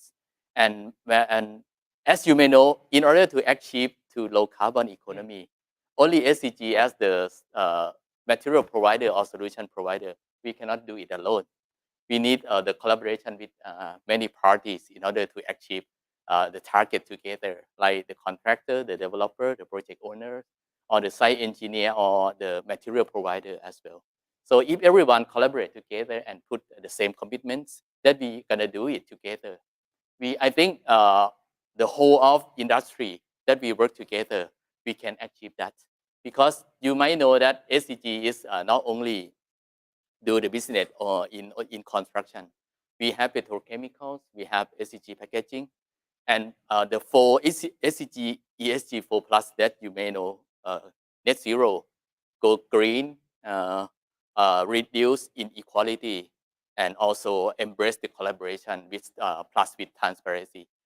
That means if we have to do that, we have to work together, and we have to concern about the communities around us, the people who work with us. And you might know SDG adopt this philosophy across the country or anywhere that SDG has the footprints in the industry across this region. That's why we are very committed, and we are very ambitious to do this business, because we think about sustainability. SDG gonna last long in the next 100 years or not, right? Or many risks that if we work with the global players, we export our product across the globe. If someone care about carbon, whether or not we have the low carbon product, right? And about the roadmap that we have to work with many investors, they also want to work with the manufacturer or the business that you are the greener, or you also help to save the world. This is one very important thing that we have to go in the future. Okay, Kun Piyabut, when you're talking about extraction of oxygen and hydrogen from the atmosphere, you mentioned that process itself doesn't produce greenhouse gases, but you said, but you are trying to reduce CO2 emissions in your own way. Could you enlighten us a bit about that? Sure. I think so. All of this start from the corporate purpose first. So our corporate purpose is we make the world more productive, energy efficient, and sustainable with infinite innovation from the air. So I think our tagline from the purpose is infinite innovation from the air.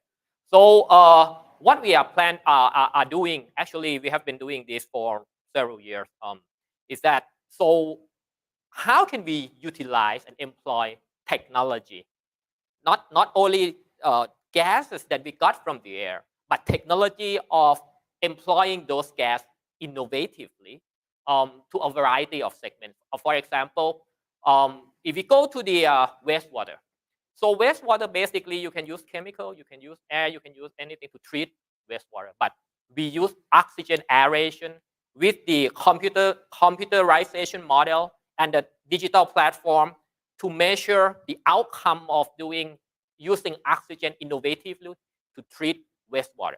So this is totally sustainable because oxygen from the air, and then once it's treated, you can recover it as oxygen. And so totally this is the sustainable ways of managing the waste, which is going to the sustainability. So this is just an example of the corporate purpose and what we do in action. Okay, thank you. Now I'd like to turn to Kun Anthony. You mentioned about how virgin PET bottles are actually in their own way, more sustainable than other materials. We do often hear, though, about plastics as a major component of environmental pollution. Could you tell us a little bit about whether there are some interesting developments with regards to sustainable plastics? Absolutely. First, Kun Priyabut, I would really like to talk to you about green hydrogen. That was a compelling slide you had there, and it is on our technology roadmap. Not yet economically feasible, but if you're building capacity here in Thailand, I would really want to follow up with you on that, see how we can collaborate. Yeah, that's great. All right, so Jack, everybody on this session watching is about to become more sustainable in 2023. And that's because the Thai FDA has passed a new policy that allows recycled PET to be used for food and beverage packaging. So this is the result of a collaboration of a number of companies you see here and Indorama and others working closely with the government. And this law was passed just a few weeks ago, June 17th. What that means is in 2023, you'll go to 7-Eleven, you'll pick up a bottle of water or Coke or something, it will have 25% recycled content and a 20% lower carbon footprint. This is a step change for Thailand because it's gonna create more economic value for the recycling stream and will reduce pollution. So this is where policy and regulation can really drive innovation in the market. And it's a perfect example of how private sector should work together with government for the progress of all, social progress, environmental progress, and economic progress. Okay, great. Thank you, Kun Anthony. Well, I'd like to now ask all of you, there may be business owners or companies out there that are SMEs that are listening to this and thinking, sure, this sounds great, but you have to have the scale to do it. How would you advise companies that are SMEs to incorporate ESG in their own businesses? I'd like to open this up to any of you to answer that. Okay, so let me start first. I think you have to view the world of doing business, including ESG, as an alternative. Well, I would say a must-have alternative. Otherwise, that would be your cost anyway. Right. It's gonna incur your cost anyway. For example, this some information I think some of you may have known CBAM, right? So this is the carbon mechanism program that I think it will implement or have already been implemented from the goods that export to Europe. And if you don't, well, you're gonna pay tax, for example. It's that simple. So if you're gonna do that in your own business and you don't include ESG, then that's why it's gonna be your cost. Now, if that's gonna be your cost and you have not foreseen how high is that and how far is that, or why don't we foresee that in order to do this, including ESG in your business, it may be a little bit more cost, but in the end, you can be more sustainable. So that would be my view. Okay. Kun Anthony, do you have a opinion on how you would approach or advise an SME about ESG strategies? Yes, I thought a lot about this question, Jack, because it's a tough one. And I think I'm going to draw on my personal experience because back in Canada, before moving to Asia, I was running a small sustainability consultancy. So we had to hustle in order to work with big clients. And I think the spirit of what we did was very much around partnership. When you don't have the scale of a big company like Indorama, you've got to be very creative and find shared value through partnerships. And I think that makes the work more fun. It makes it scalable, and ultimately it makes the impact greater. So I think that's one thing. And then I like this idea of looking ahead to other policies that are affecting you. Like it's both risk and opportunity also for small business, right? So opportunity is the new policy from the FDA. It's not a risk, it's an opportunity that even small businesses could play in terms of collection. So I think to look at everything both through a risk and opportunity lens and seek partnerships actually to make the solution scale. That would be my high level feedback. Okay, great. I would like to add more that Anthony and Kunpi would said about, I don't want to mention about the cost to be a good people, but if you want to be the good people, the mechanism to work with the SMC is very important. I think the government sector should have should incentivize or provide incentive to support the SME. For instance, we work with the small SME like the grocery shop across the country to collect the recycled products, Jack, and then they have the cost to collect it. And after that, how can we collaborate and recycling it in the industry? This one for the example. Or in terms of the waste in the municipal waste that SME generate quite a lot, right? How they can manage, right? The cost of waste, right? Everyone want to save the world, but I think at the first stage we want to embark this the incentive or privilege that we can support and work with the SME is very important. Otherwise, in the future, if we cannot establish and we have the gap between the big corporate do this, but the big corporate might be only 20% of the country, but the SME probably 60%, right? How to make SME adopt this particular practice, that's very important that we have to work together with the government sector. Okay. And, you know, we're talking a lot about, for example, environmental factors. Now, the other factors with ESG with regards to the social dimension, when it comes to addressing inequality, for example, and or the governance side when it comes to protecting the rights for workers, for example. Can you give us some examples about the initiatives that each of your companies are doing to address these dimensions of ESG? I'll go first. Okay, Kunpi, go on. Yes. To uplift the construction standard in Thailand is one thing that we are doing now. Because we have seen in the global practice in construction industry, in developed country, they kind very advanced. You might see about technology in construction, but in Thailand, sometimes we still do traditional style or conventional style. And one thing that we try to reduce inequality and embrace with our ecosystem to develop this, try to allow them to utilize our platform and work together. And we share the knowledge that we have in global practice and let us to develop with us. We do upskill, reskill with them, and we share the platform to work with them in order to make them more competitive in the future. If the country more open and we have many investors work in Thailand, we don't want to have our labor do only non-skilled job, right? Because you get very less payoff. But if you are the skilled labor and you really advance in terms of workforce, that's you can like be better off in terms of your well-being. This is one thing that we are trying to doing now. And on top of that, as I mentioned about the community who work with us, not only ecosystem, we also the people who work in the area that SDG had footprint. We try to make share and develop the people in that side that they have like we take care about the water management in agricultural sector, or we provide some sort of the occupation and let them work with us in some perspective that they can have more revenue and more income in order to uplift the well-being. This one.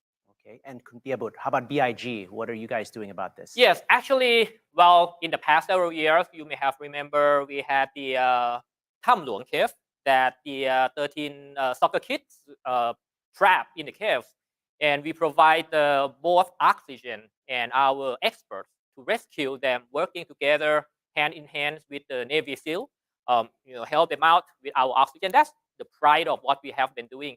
And since then, not only on any single event, but on the ongoing basis, how can we basically make our technology and innovation to help the sustainability to the community?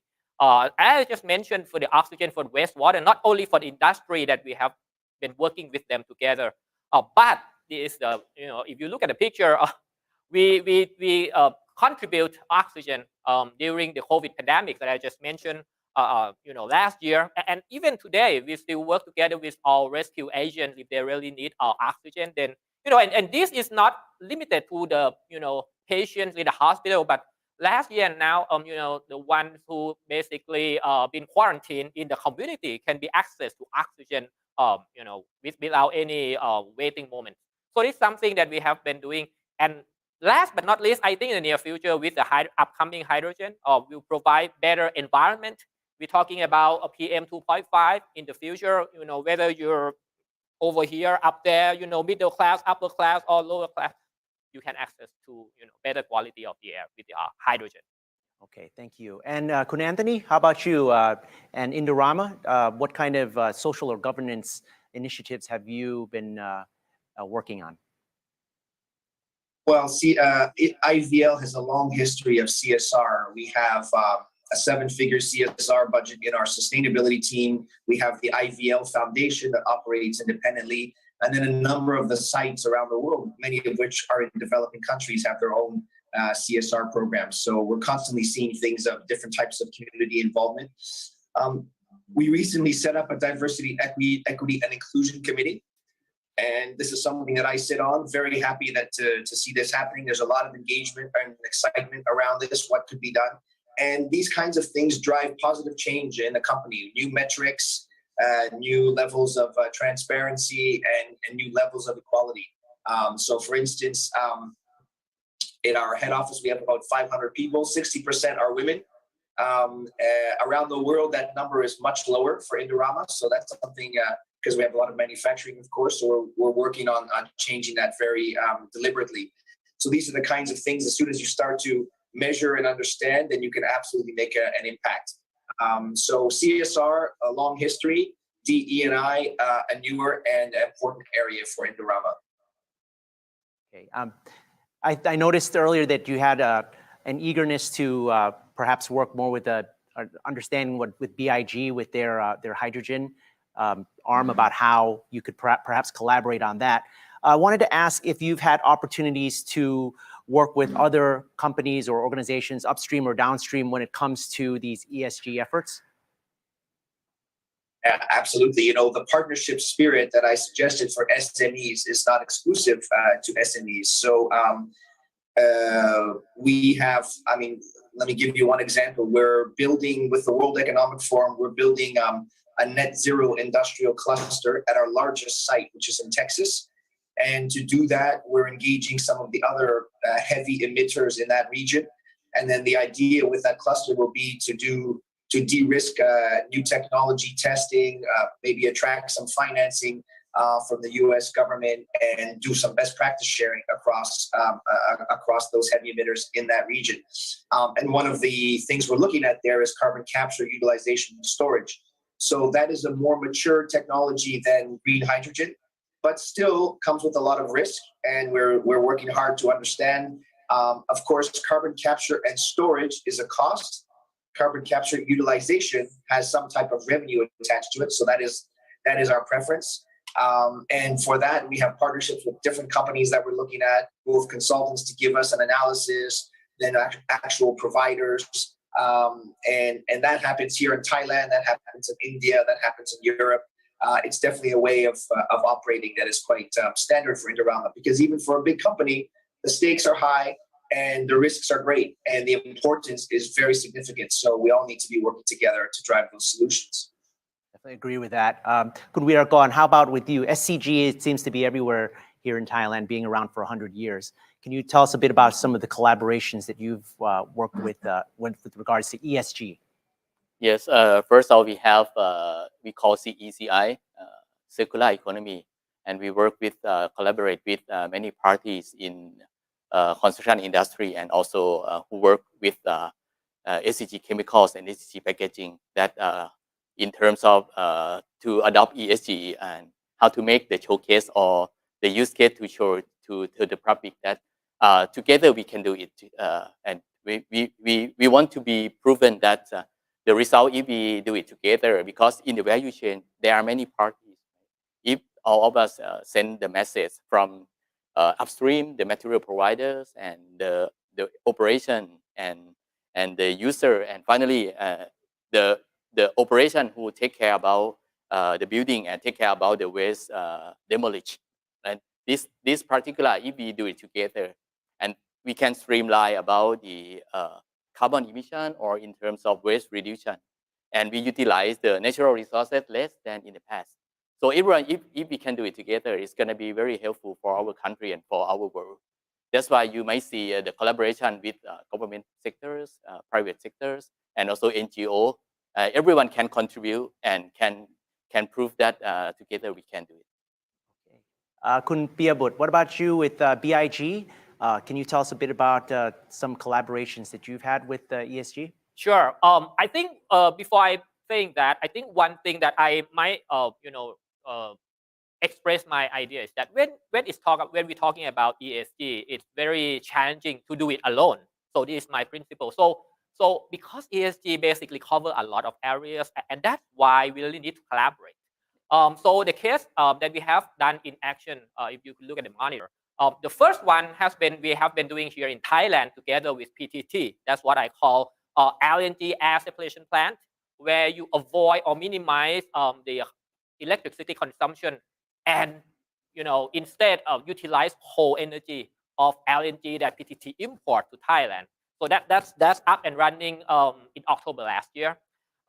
Next is on the hydrogen for mobility. That hasn't happened in Thailand yet, but elsewhere in the world, our parent company named Air Products basically collaborate with a lot of automotive companies and the oil and gas companies, so working on the hydrogen for mobility. On the right-hand side, we call it hydrogen for power generation. Finally, instead of using fossil fuel, green hydrogen, and thanks to Anthony for your interest. Green hydrogen will be, the winning solution for producing power, and we're working with a lot of power companies around the world. So these are just, certain examples that we cannot do it alone, and we really need a lot more ecosystem to work together. Okay. Now, of course, these efforts to incorporate ESG strategies have a cost. I would like to ask each of you about how do you manage these costs, and with balancing with running the business, trying to meet profitability targets. Starting with you, Kun Anthony, about what do you think when it comes to addressing the issue of significant costs of these efforts? Yeah, that's definitely a recurring challenge. The first part of my answer will be that the drive for sustainability and GHG reduction comes right from the top. Our group CEO, Mr. Lohia, the founder of the company, our CEO, DK Argwal, our most senior people, they recognize this as a major strategic driver. So it has the full legitimization from the top, and repeatedly so. That helps when you move down to a site level and you're planning projects. I mentioned it a bit earlier. What we did a few years ago, we did a bunch of efficiency projects, and then we realized all the low-hanging fruit were picked. So we set up an SOP. We said, okay, rather than a 3-year ROI, you have now a 7-year ROI. So if you're looking at a project and it pays back in 7 years, you can go ahead. And if you're in a jurisdiction without a carbon tax, you use a $20 internal price on carbon to calculate that payback. And this SOP has really helped to spur a lot of activity beyond the low-hanging fruit. Now we have a major initiative underway. I'm heading to Europe on Monday, and we're kicking off a focus on our top 25 sites around the world, which produce 80% of our production, almost 90% of our GHGs, so very significant. And that has the full support of our C-suite. It has financial backing, it has attention. So these are ways that we make sure that the priority signature projects have the financing to get realized. All right. Kun Virakon, can I ask you about what are your most ambitious targets when it comes to ESG for SCG? For SDG, we are very committed to be the net zero carbon by 2050. The most important thing that I think a couple months ago, we are committed with many parties in construction. We call TCMA, Thai Cement Manufacturing Association, work with 6 ministries to commit that we will reduce carbon emission 1 million kg by 2023. This one thing that we are committed. And I think on top of that, when we talk about the cost of ESG, our CEO Kun Rungrod also very committed to announce about we're gonna do the low carbon economy, and he mentioned about how to achieve it together. In my view, I think it's not about the expense, Jack. I think it's about the investment. One day, if we do the business, and in the future, there might be carbon tax, there might be CBAM, and there might be the new tariff barrier against the industry who is not the green industry. I think it's going to be problematic to do the business in the future. That's why if we start from now, we invest from now, and we foresee in the future. I think we are ready about to be prepared to face or something might come in the future if we want to do the business sustainability. Yes. Okay, great. And one last question for Kun Piyabut. Just real short, what's the most exciting ESG development that BIG has coming in the near future? I would say hydrogen. So as you know, hydrogen abundance, I think it's the most abundant element in the universe, not in the world, in the universe. So how can we leverage such abundance for the value for the world? So that I think everyone knows, but to get hydrogen attractively and economically for the benefit of the sustainability, that's the challenge in the past, but it's no longer a challenge now, and I'm sure in the future is decreasingly challenged. Why? Because we work together with a lot of parties, and that's what I call ecosystem. So instead of we doing alone, we welcome any collaborations and ecosystem that we can do together with the same goals, different ideas, work together. So this is the most challenging but exciting, because if we make it happen in Thailand or anywhere else, and currently there are a lot more projects. Actually, parent company of BIG actually invested, our products invested $15 billion now in the green hydrogen projects. And we hope that will be in the near future, next few years, in 2030, that will become even more sustainable ways of this. So this is what I'm looking for. And I hope that everyone here and everywhere else looking for as well. Okay, thank you very much. Thank you to all of our panelists for this very interesting discussion.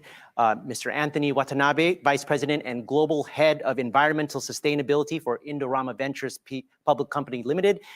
Kun Virakon Saitep, Digital Construction Director for the Concrete Products and Aggregate Company Limited, SCG. It's a pleasure. And Kun Piyabut Jarupen, Managing Director of Bangkok Industrial Gas Company Limited, BIG. We really appreciate your time and your very insightful answers to these very important questions. And we hope to hear more from you in the future about these exciting developments in ESG. And now it's time for us to move on to our final session, which will feature outstanding speakers on the subject of the role of ESG in restoring global economic health. All right.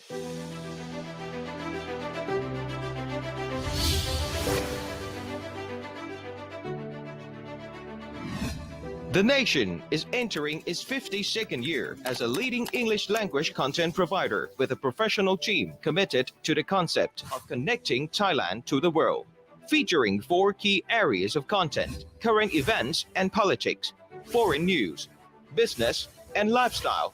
The nation is reaching all generations of readers. We also offer a variety of video content that matches viewers' interest through Voice of the Nation, exploring latest issues with in-depth interviews with key figures in politics, the economy, society, arts, and entertainment. Business Story, seeing the inside of business from the vision of C-suite executives from all industries.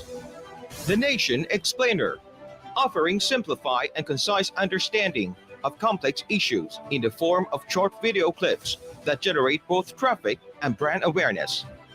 The Lifestyle, coming soon, a new lifestyle program featuring selected scoops on international lifestyle, eat and drink, travel, worldview, latest events and activities, fresh every week.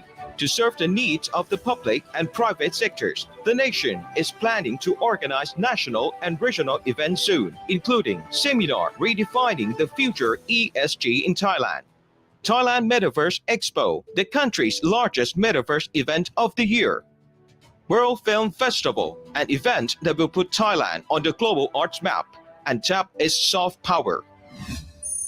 Catch the latest trends and updates with the nation, connecting Thailand to the world at worldwideweb.nationthailand.com.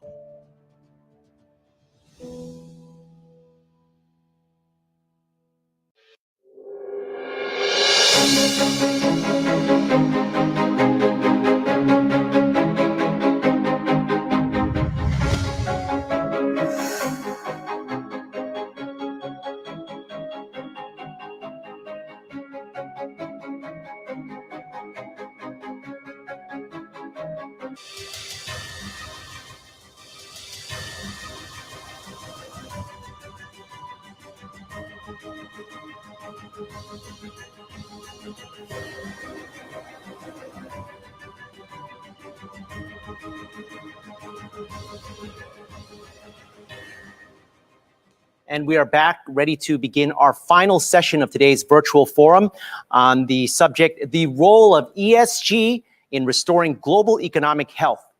Today, we have joining us via Zoom 3 outstanding speakers, Mr. Marco Toscano Rivalta, the Chief of the Regional Office for Asia and the Pacific, United Nations Office for Disaster Risk Reduction, or UNDRR, Kun Apinya Siranat, Head of Exploration, United Nations Development Program, or UNDP, and Ms. Cosima Starr, Senior Advisor and Co-Lead for Finance with Adelphi Research. Sawadee krap. It's nice to have you all joining us here today. It's an honor to welcome you to our forum here today. First off, I'd like to ask each of you, what is being done by each of your institutions to encourage companies to become more sustainable with the use of ESG strategies? May I start with Kun Marco? Yeah, thank you. First of all, I would really like to thank you very much for the invitation and the great opportunity to give the UN Office for Disaster Risk Reductions to be part of this important conversation. And in fact, this is a growing industry, is an important conversation ahead shaping the future. And also, congratulations for the anniversary, of course. But before I get into that, let me give you a couple of numbers that can help frame the context of the discussion. In 2015, the United Nations member states adopted the Sendai framework for disaster risk reduction, covering the years 2015 to 2030. And that was a major international agreement reached at the same time with the United Nations Sustainable Development Goals, the Paris Agreement for climate change. And the government of Thailand really played a fundamental role, a major role in securing such an important agreement. Now, we are in the midterm of the Sendai framework, 2022, and things are not really going as expected, rather the opposite. What do I mean by that? Is that the current projections indicate that by 2030, instead of having a reduction of losses and risk, as that is the intent and the purpose of the agreement, we're going to have an increase by 40%. That means almost like 1.5 disasters a day. Economic losses have risen in the last 30 years by 145%, so more than double. The Asia-Pacific region loses 1.5 GDP, percent of GDP per year. That is a massive amount of money that instead could go for economic and social development of our countries and communities. And in fact, the SDGs are projected to be reached in the Asia-Pacific region by 2065 instead of 2030. So clearly something is not really going the way it should. Droughts will double by 2030. Extreme temperature events will probably triple. And also in Thailand, of course, a higher number of people may be exposed to floods. So clearly, what is emerging is that disaster risk has become a very complex business, because it is the resilience of our people, our communities, our business is impacted by not only natural hazard, but as we can see also with the COVID-19 pandemic, by biological hazard. And as we can see from the price spikes, for instance, the energy now due to the war in Ukraine, you can tell that the very same concept of resilience is being reshaped. Disaster risk cuts across national borders, cuts across basically areas of business, and we have a fundamental choice ahead of us. Either we want a future that is fundamentally defined by disasters, or we take courageous steps and we shape up a different pathway, and basically we change our business practices so that we can really pursue the resilience and the development that we really want. And I think that the COVID-19 pandemic in and of itself has been a painful yet an important opportunities for us at hand. And my office, the University for Disaster Risk Reduction, together with many other partners, immediately during the beginning of the pandemic, really worked very, very closely with UN colleagues, governments, and other external partners to develop a number of tools to help, for instance, small and medium enterprises to assess the risk during the pandemic, take the necessary measure. And this was also aimed at the informal sector. So really looking at the resilience of the community as deep as possible. And it was also developed the so-called quick resilience estimate tool, which was a very web-based, very quick tools that could help managers, small entrepreneurs to understand the risks that were exposed and identify immediately some of the measures that they could take. But of course, we have been also working with a number of countries to reassess their national strategies to make sure that they were really multi-hazard, not only focused on natural hazards. And this was graced to another important international agreement that was secured, again, with the help of the government of Thailand, the so-called Bangkok principles for the implementation of the health aspects of the Sendai framework, which were adopted with quite a big foresight back in 2016 here in Bangkok. And that is exactly the type of measure that can help the resilience of business, the resilience of countries and communities. Maybe I can stop here, and then I also give the opportunity to Mike to go there. Sure. I'd like to ask Kun Apinya about what about the UNDP's efforts to help companies become more sustainable in reaching these ESG strategies? Thank you very much for inviting UNDP to join this seminar, and thanks so much for the question. And may I start by framing the question slightly different? So instead of asking we, UNDP in Thailand in particular, have been doing to encourage companies to become more sustainable using ESG strategy, I'd rather answering it what we've been doing to encourage companies to become more sustainable by adopting the Sustainable Development Goals or SDGs. And let me explain why. And here's come the first initiative that we've been working on with key industry players, regulators over the past few years, which is to raise awareness and advocate for the shift from regular ESG practices to integrating SDG impact in business and investment strategies. Why? As all of you know, even though ESG is quite a big topic today among investors, business, actually there's no consensus on the exact list of issues, and different schools define the list of ESG issues and then maturity differently.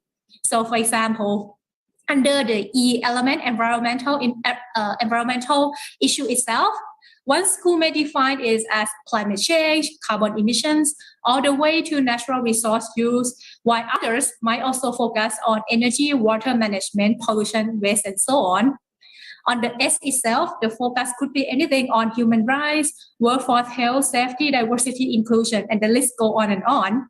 So while ESG guidelines does provide us a good starting point for sustainable business, it is not enough to help unlock the enormous capability and financing of the private sector. As a driver of sustainability practice and impact, the ESG taxonomy is rather weak, and the criteria for sustainability itself are not ambitious enough.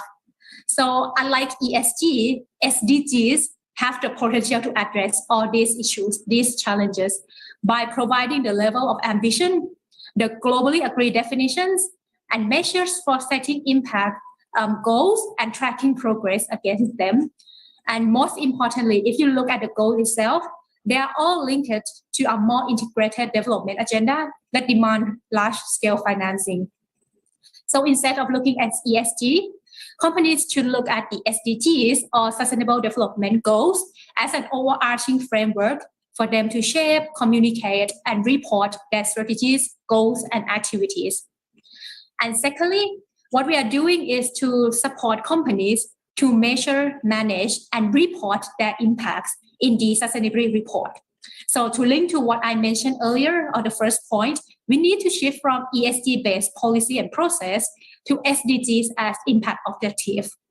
So at UNDP, we are developing tools building on the globally recognized impact framework called Impact Management Project, or IMP, to help enterprise better measure and manage their sustainability contribution. So personally, I believe that for business to be able to operate sustainably, you need to understand your business process, have a proper risk management plan, and all this can be done through setting up impact metrics and starting having an impact management framework in place. And by doing so, it should allow you to go beyond simply understanding by enabling you to determine gaps and way to address them and improve your business over time. So for those of you who might not really be familiar with this concept, impact management in a simplest term is the process of measuring and managing the creation of social and environmental impact in order to maximize the impact and optimize it, while also reducing the unexpected risks that might occur.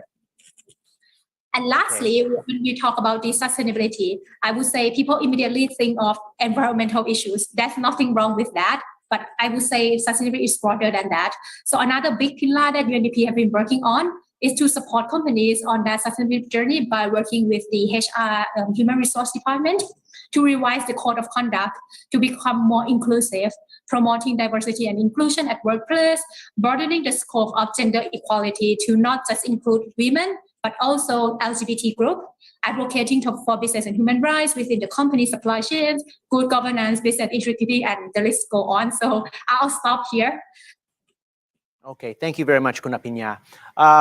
Kun Cosima, I would like to ask you, we understand Adelphi has made efforts to make the Asia region more environmentally friendly, and wanted to ask you, what has been done to help restore the company from the current health crisis, and all the while taking the environment into consideration? Yes, thank you very much, Kunjak. In fact, Adelphi is a Berlin-based environmental consultancy, so that's also the topic that we focus on, of course, in our projects.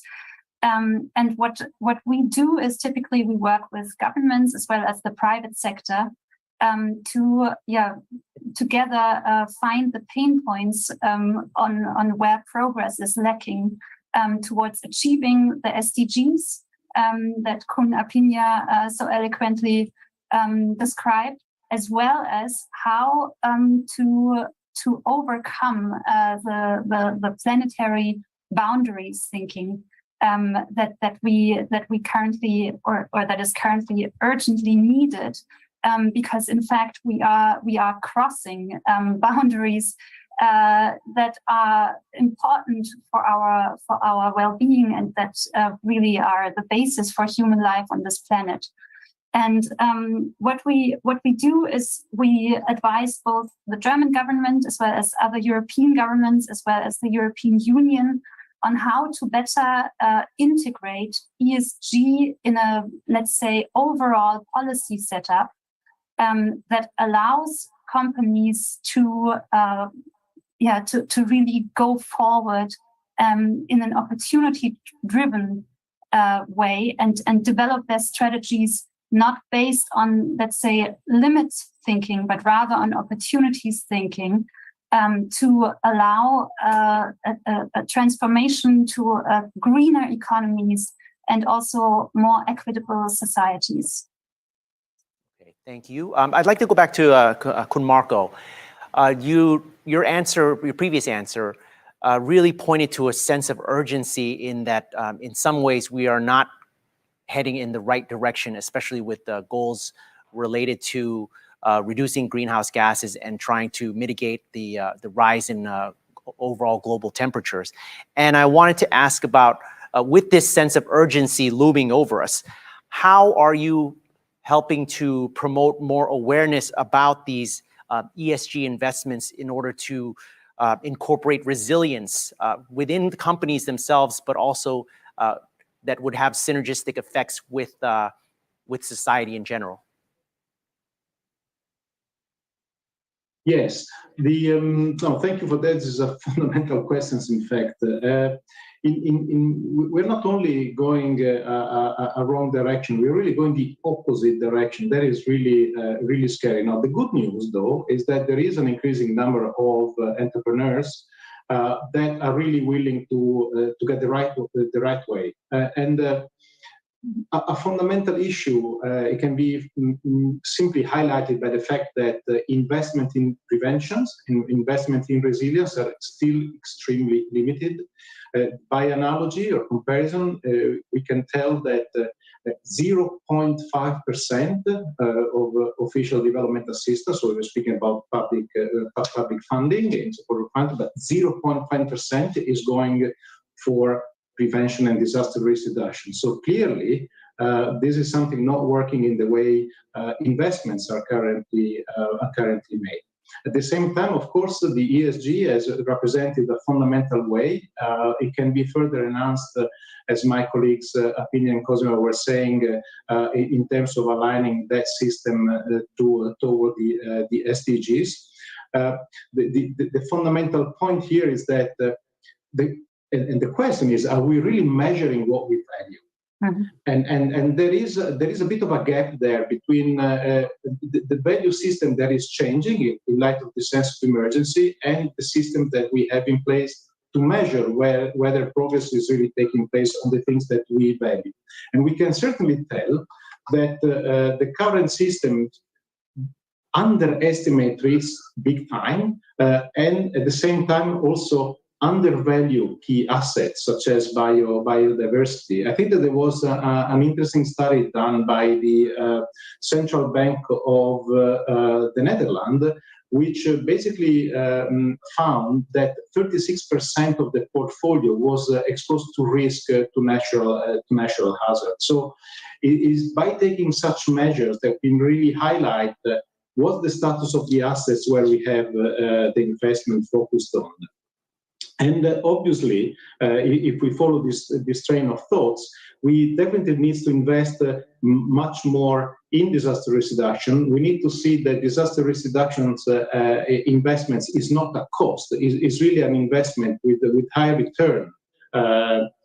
Some say 6 times, 7 times. Some people say 10 times. So clearly, is much more. And the problem that we have in terms of calculating the losses is that there are often are very big underestimates, sometimes up to 50% estimate. If we consider the so-called small-scale disasters, which are the ones that hit a community and not necessarily come to the attention of the nation as a whole, but for the communities that are impacted, these are fundamental losses. So it's really helping companies, and there is the United for Disaster Risk Reduction as a network of companies called ARISE, basically a movement of companies in a number of countries aiming at strengthening investment in disaster risk reduction along the supply chain. And it's precisely through the leadership of these entrepreneurs that it's possible to integrate increasingly this cut-on prevention in the investments.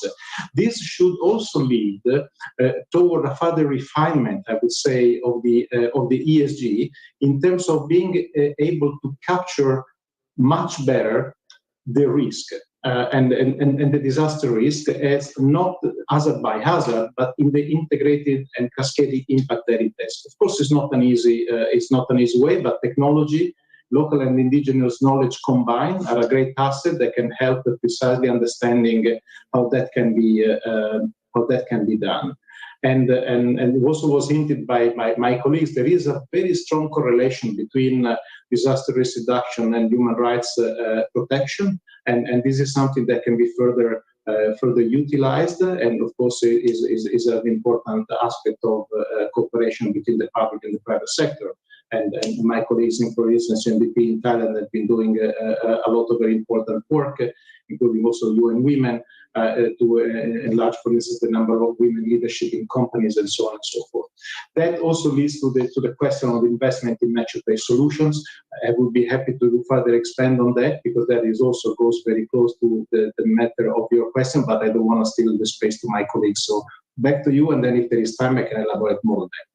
Thank you, Kun Marco. Actually, my next question to Kun Apinya was about how she felt with regards to UNDP's objectives with helping nations developing their sustainable investing in Thailand. But what really struck me about your previous answers, how you felt that the concept of the ESG wasn't going far enough, especially in relation to the SDGs or the UN Sustainable Development Goals. And so I want to ask you about how is that progressing in developing understanding within Thailand about these Sustainable Development Goals? Yes, so maybe I touched on the point I mentioned about like the sentiment around the Thai market, which is still around ESGs. So I would say at least on the positive side, many companies that I've been talking to, they're super active on sustainability. Everyone wants to do something, but when you look at the way that they're doing it, they're still based on ESG, meaning that they are doing the activities. Some of them doing it as side projects, CSR. Some of them starting to integrate into the business. But when you look at the report, what we are trying here at UNDP, that we are trying to advocate is that it's not enough for you to just tick the box, do the checklist of ESG that I'm doing XYZ, process XYZ, that's not enough. We need to see the impact. And that's why we advocate for the SDGs as kind of like a big framework for them to be able to measure the impact. Because when you talk about the impact, you have another set of KPI that you have to achieve.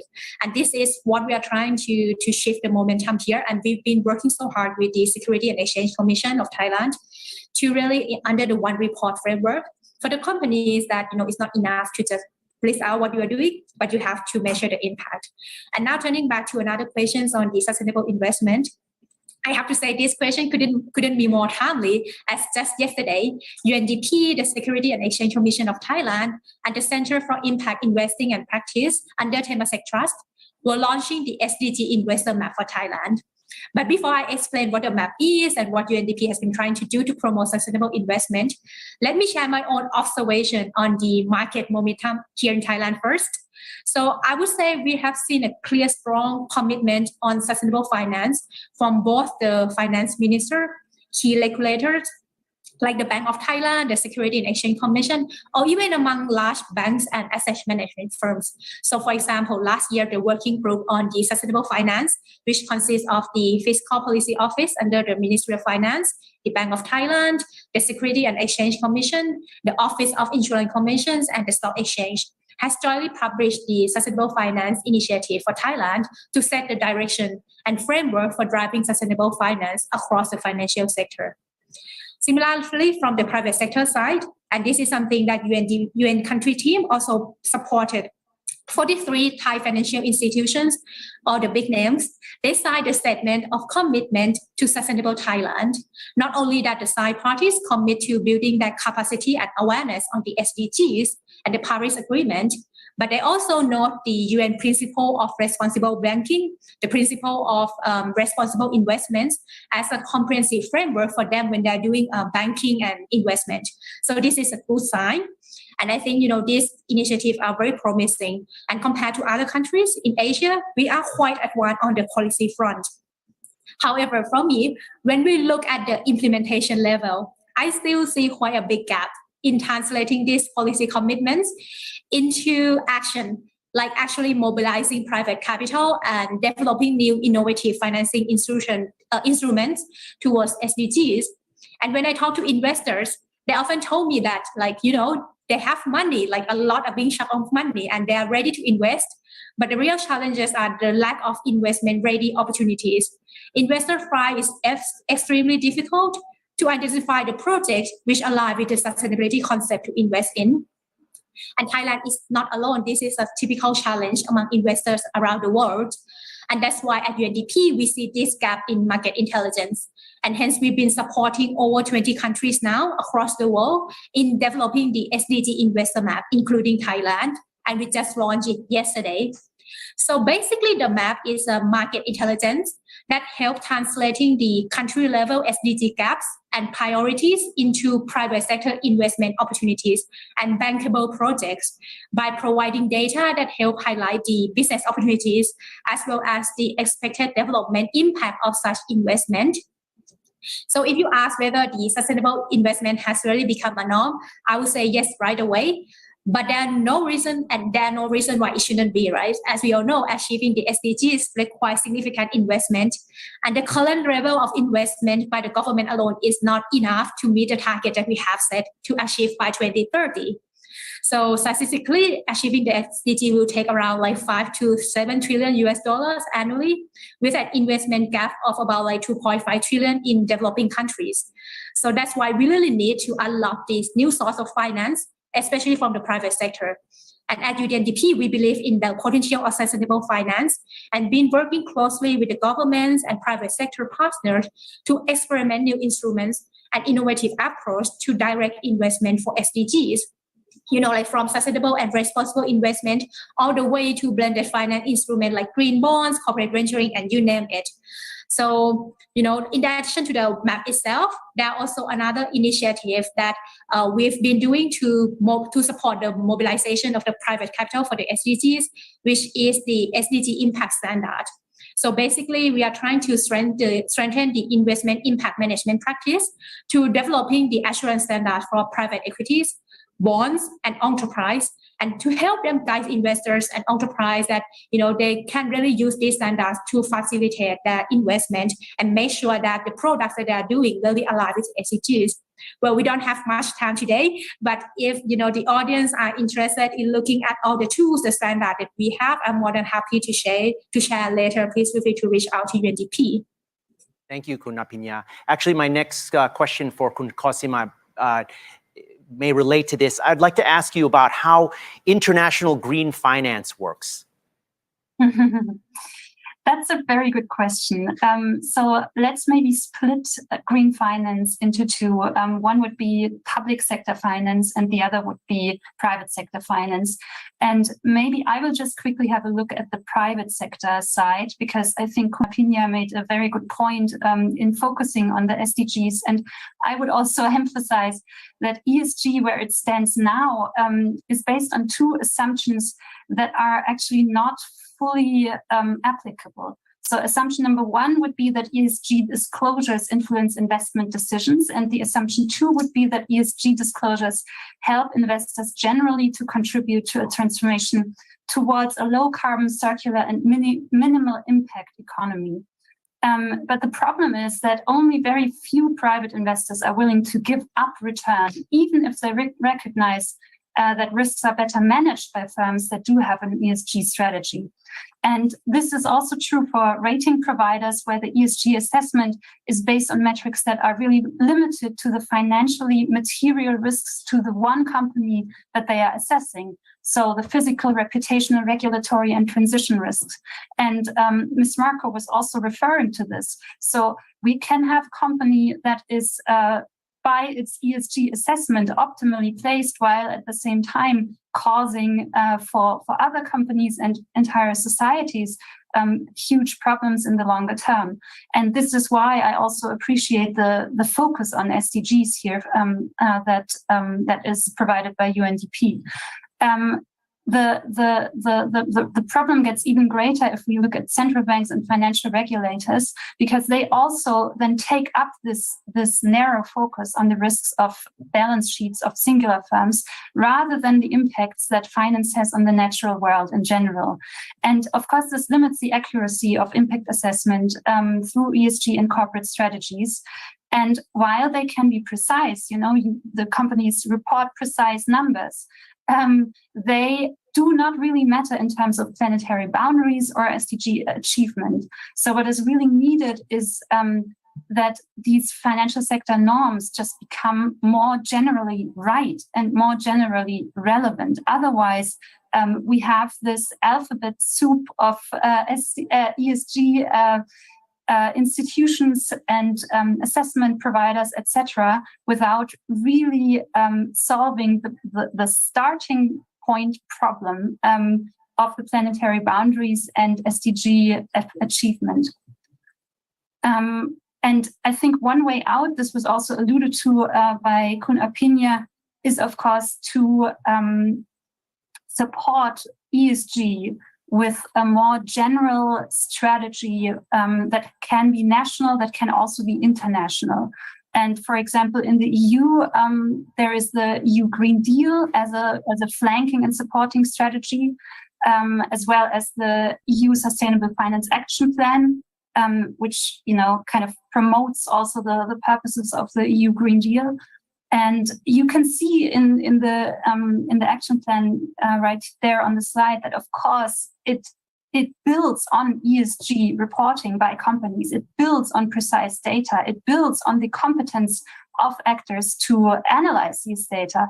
But it's not a purpose on its own. It is really embedded into a system and into, let's say, a perspective shift also of what can be expected of financial sector actors.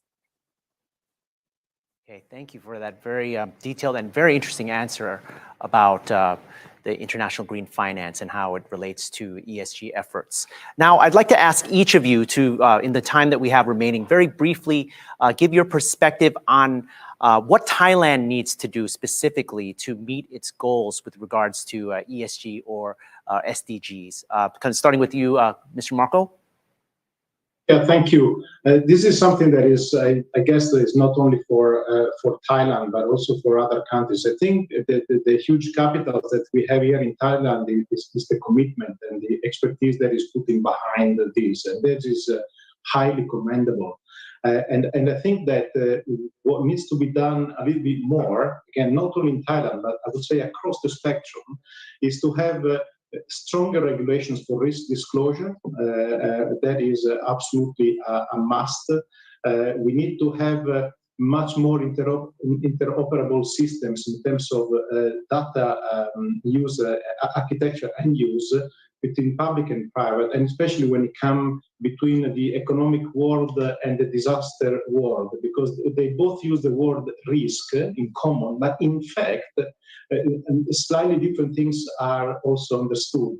So there is a need to reconcile the concept behind and the practices behind these words, and fundamentally the data that can help the decision-making process, because disasters are fundamentally the results of our wrong choices, and therefore it's really in our hands to take action.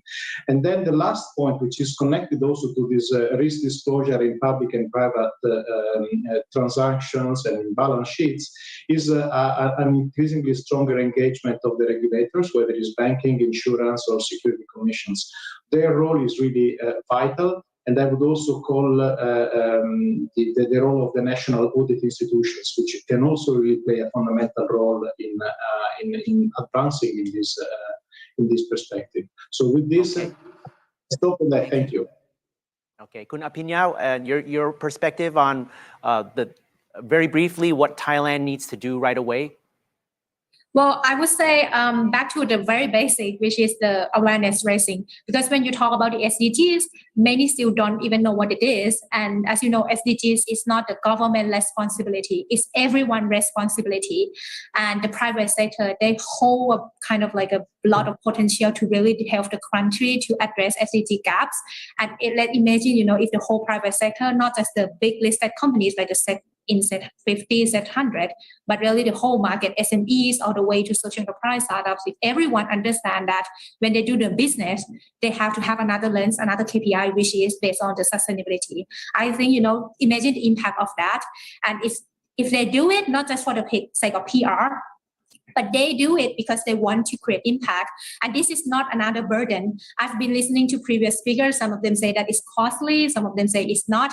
But actually, I would say, if you look at SDGs, they actually help you identify new business opportunities. It will help you unlock and scale up your business. At the same time, by doing so, integrating impact lens in your business, it's also help the countries as they address the SDG gaps. So, business can really do well by doing good.